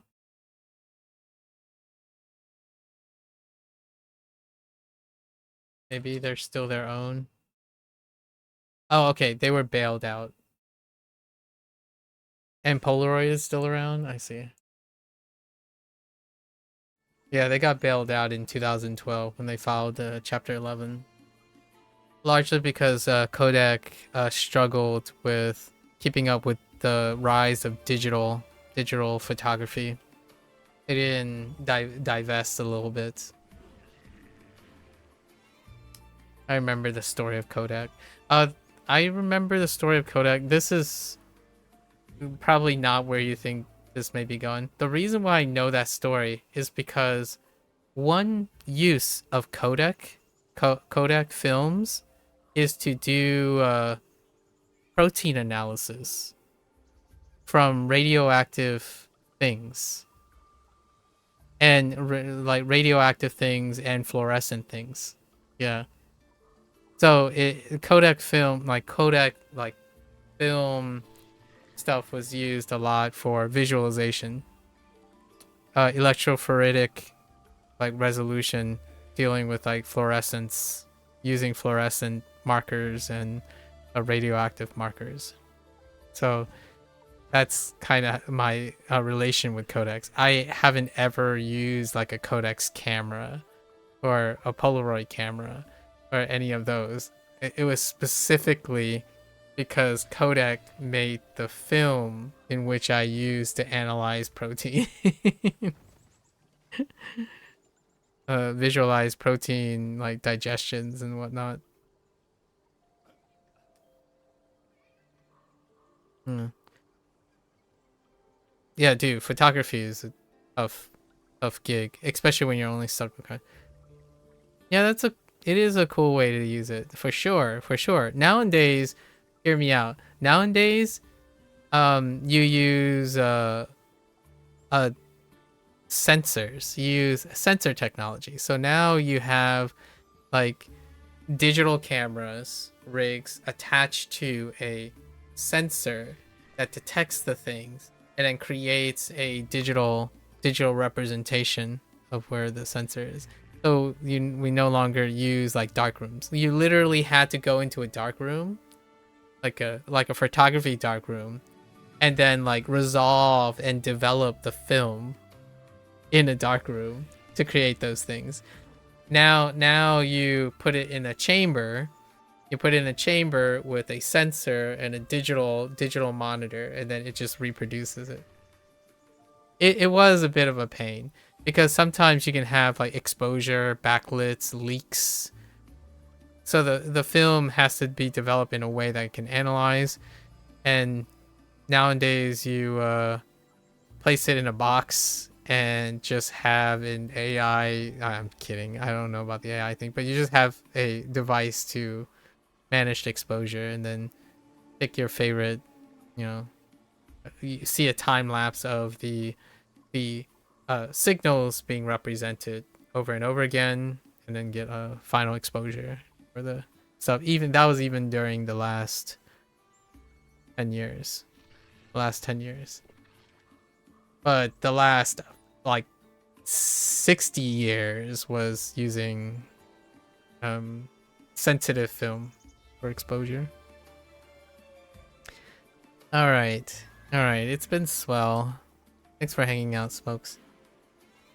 Always a pleasure to yap and discuss about things during a Neverwinter stream. Hopefully everything continues to improve and your burnout with work is not as crazy. We could try speaking Spanish sometimes. You can spend some of your Spanish. I'm far more literate in Spanish than I am arguably in Japanese or Chinese.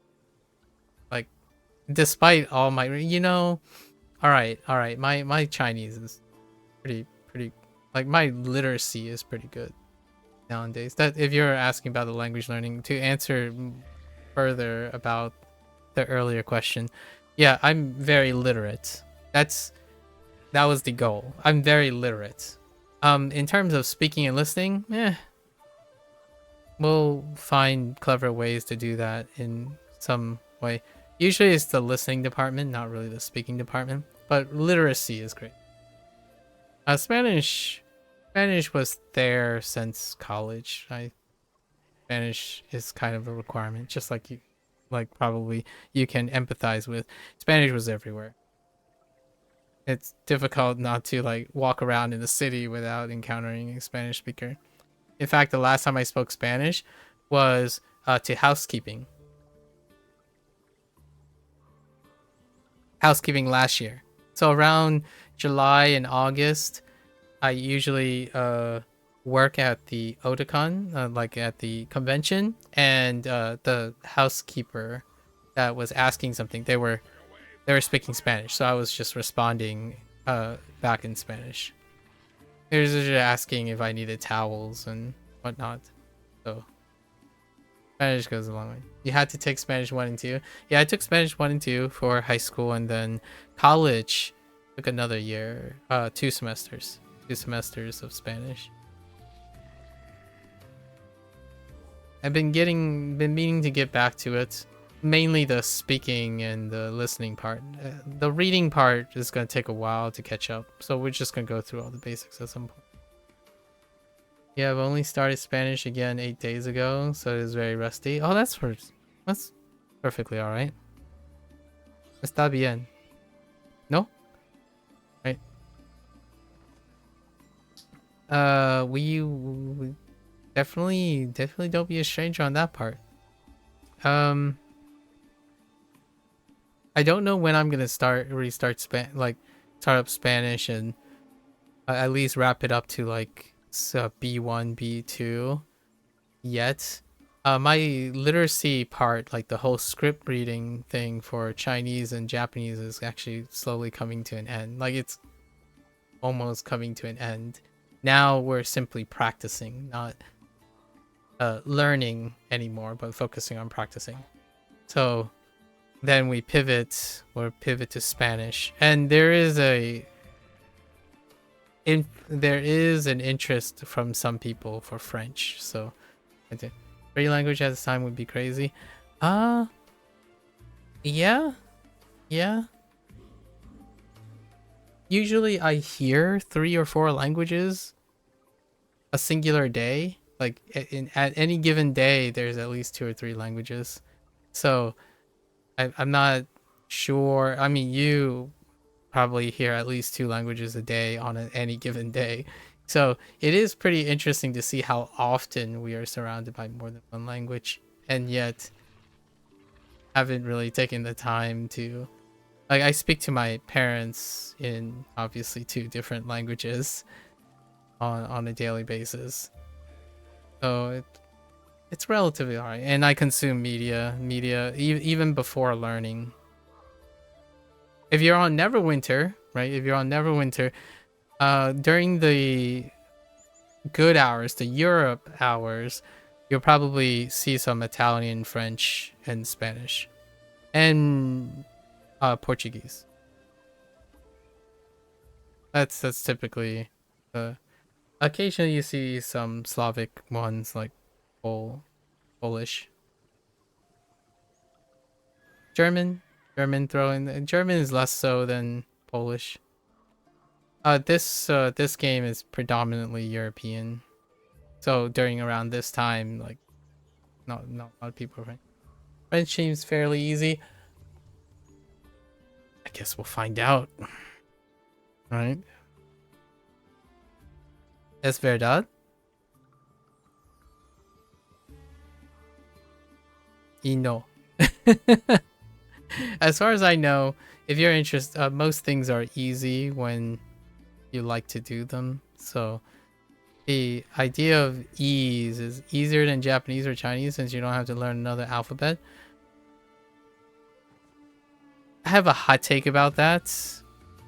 Learning something new can be easier than learning something that's similar. Now, the ease here is based on its differences, as opposed to the ease based on its confusion. So, whether you're a person who likes to learn based on distinction, or a person who likes to organize their nuances, that can be a little different for the beginner. So, a beginner who likes distinction would probably find Japanese and Chinese easier to start, as opposed to starting on something that's similar. But if you're someone who likes to start on something similar, then the distinctions are going to become the part that will be harder later. Like, for example, Spanish. What is something dissimilar between Spanish and English? It is probably the one that's difficult to master, which is conjugation. Spanish conjugation would be where 90% of your struggles will be. And then the gender agreement, that's probably where it is. Yeah, grammar and conjugation is probably the vast majority of it. But everything else seems easy, where everything else, like the mass majority of, like in Chinese and Japanese, like for example, Chinese doesn't have conjugation. Una versus un, yeah. So Chinese doesn't have conjugation. And in terms of that, no gender either. Like, not in that way. There's no gender conjugation. There's no gender agreement. So the things that like may or may not be there could be an exchange for one or another. I usually think of difficulty in language learning as can you sustainably do it without burning out? So what are your habit formations? I rarely have often thought about things as hard or easy, but more as are they sustainable or not. So if they're not sustainable, then yes, they'll be on the hard category. If they're sustainable, the sky's the limit. Like, for example, spending hundreds of hours trying to get a piece of loot that is 0.001%, that is not sustainable to me. So I would get a pass. Like, I would pass on that. That would be considered hard. And oftentimes when I think about how to answer what is hard and what is easy, hard is everything you choose not to do. Done deal. No competition. When you say, I don't want to do that, that's the hardest thing. That's probably why you dropped out of college, because working while doing college and having a girlfriend at the same time was not very sustainable. Yeah. Something had to give. So, does that mean you still have the girlfriend? But trade school, oh, yeah. I can imagine. It's a new option. Fair enough, fair enough. Yeah. Some people do like online. You don't have the girlfriend or college. Oh, okay. Fair enough. Maybe you'll find one in trade school. Wait, are you currently in trade school?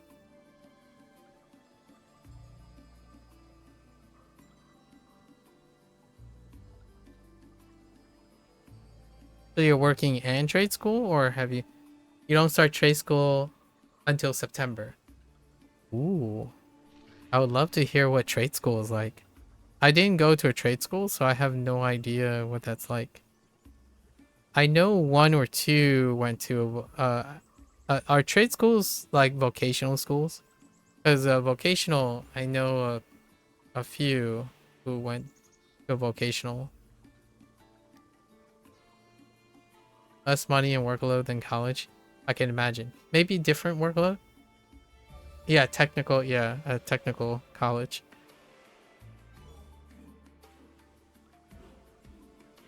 Yeah, I throw them together because I don't actually have a distinction between them. So, like a tech school, trade school, and a vocational school. More applied workload. Yeah, they're hands-on experiences. The advertisement for tech, vocational, and trade. Hands-on experience, as you like hands-on learning, as opposed to like formal. Formal tends to be like conceptual. You do a lot of conceptual things. Maybe you might have some practical here and there for science, but most of the time it's conceptual. Well, don't be a stranger, right? No pressure, obviously, but I would love to hear how your Netherlands trip goes and your... Yeah, that's why you did better in your aerospace engineering class than in high school compared to math. Oh. Alright. Yeah. I look forward to hearing your Netherlands things. And your trade school stuff. There are quite a lot of people I met over the last couple months that they're either going to a college, like deciding that like some of them are going to college. One already went to college. The other one didn't go to college yet. Decided to learn Japanese, started working, and then they might go to college in Japan. And then there are a couple people who are like posts who have decided to move and then do the study stuff. So plenty of exciting things to talk about and share. All right, guys. So that's a wrap for week 1. Again, as a disclaimer, Neverwinter is a live service game. We're going to do this once a week. We're going to do a weekly haul for one character. And then most of the time is to take some time, banter, reflect. And if not, if there isn't anyone around, I actually have a pocket digression, which I like to record.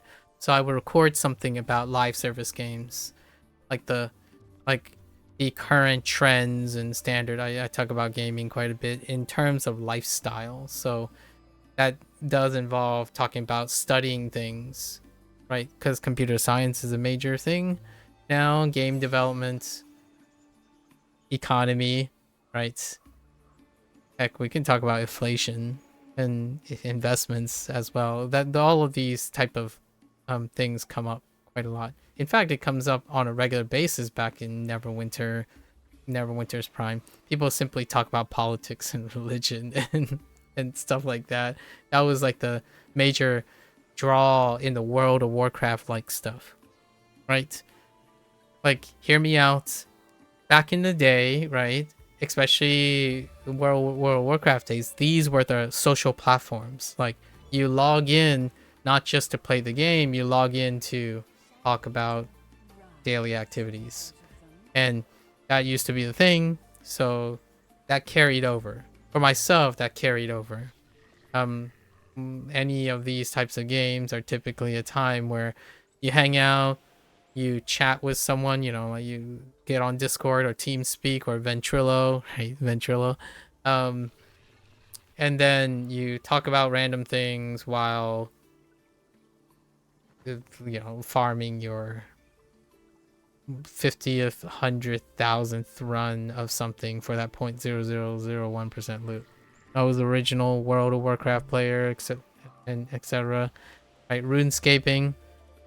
Something about it is part of the culture of playing a Western MMO. Don't get you started on gas inflation. Yeah, I know. Alright, folks. Until next week. So next Monday is, I know, launches on Tuesday. So all the remaining Mondays will do the same thing. It's about an hour and a half. Yeah, have a good night, smokes.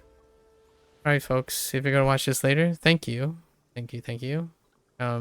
You're always free to come on by, follow along, pick up Neverwinter for yourself. It is free to play live service game, so treat it as one, however you feel comfortable.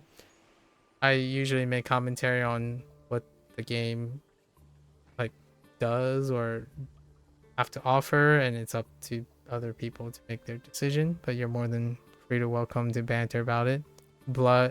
Big War just told me how he doesn't play the game anymore and he plays Crimson Desert. So there you have it. Until next time, yeah, thank you for watching. Catch you guys on the next one. Bye bye.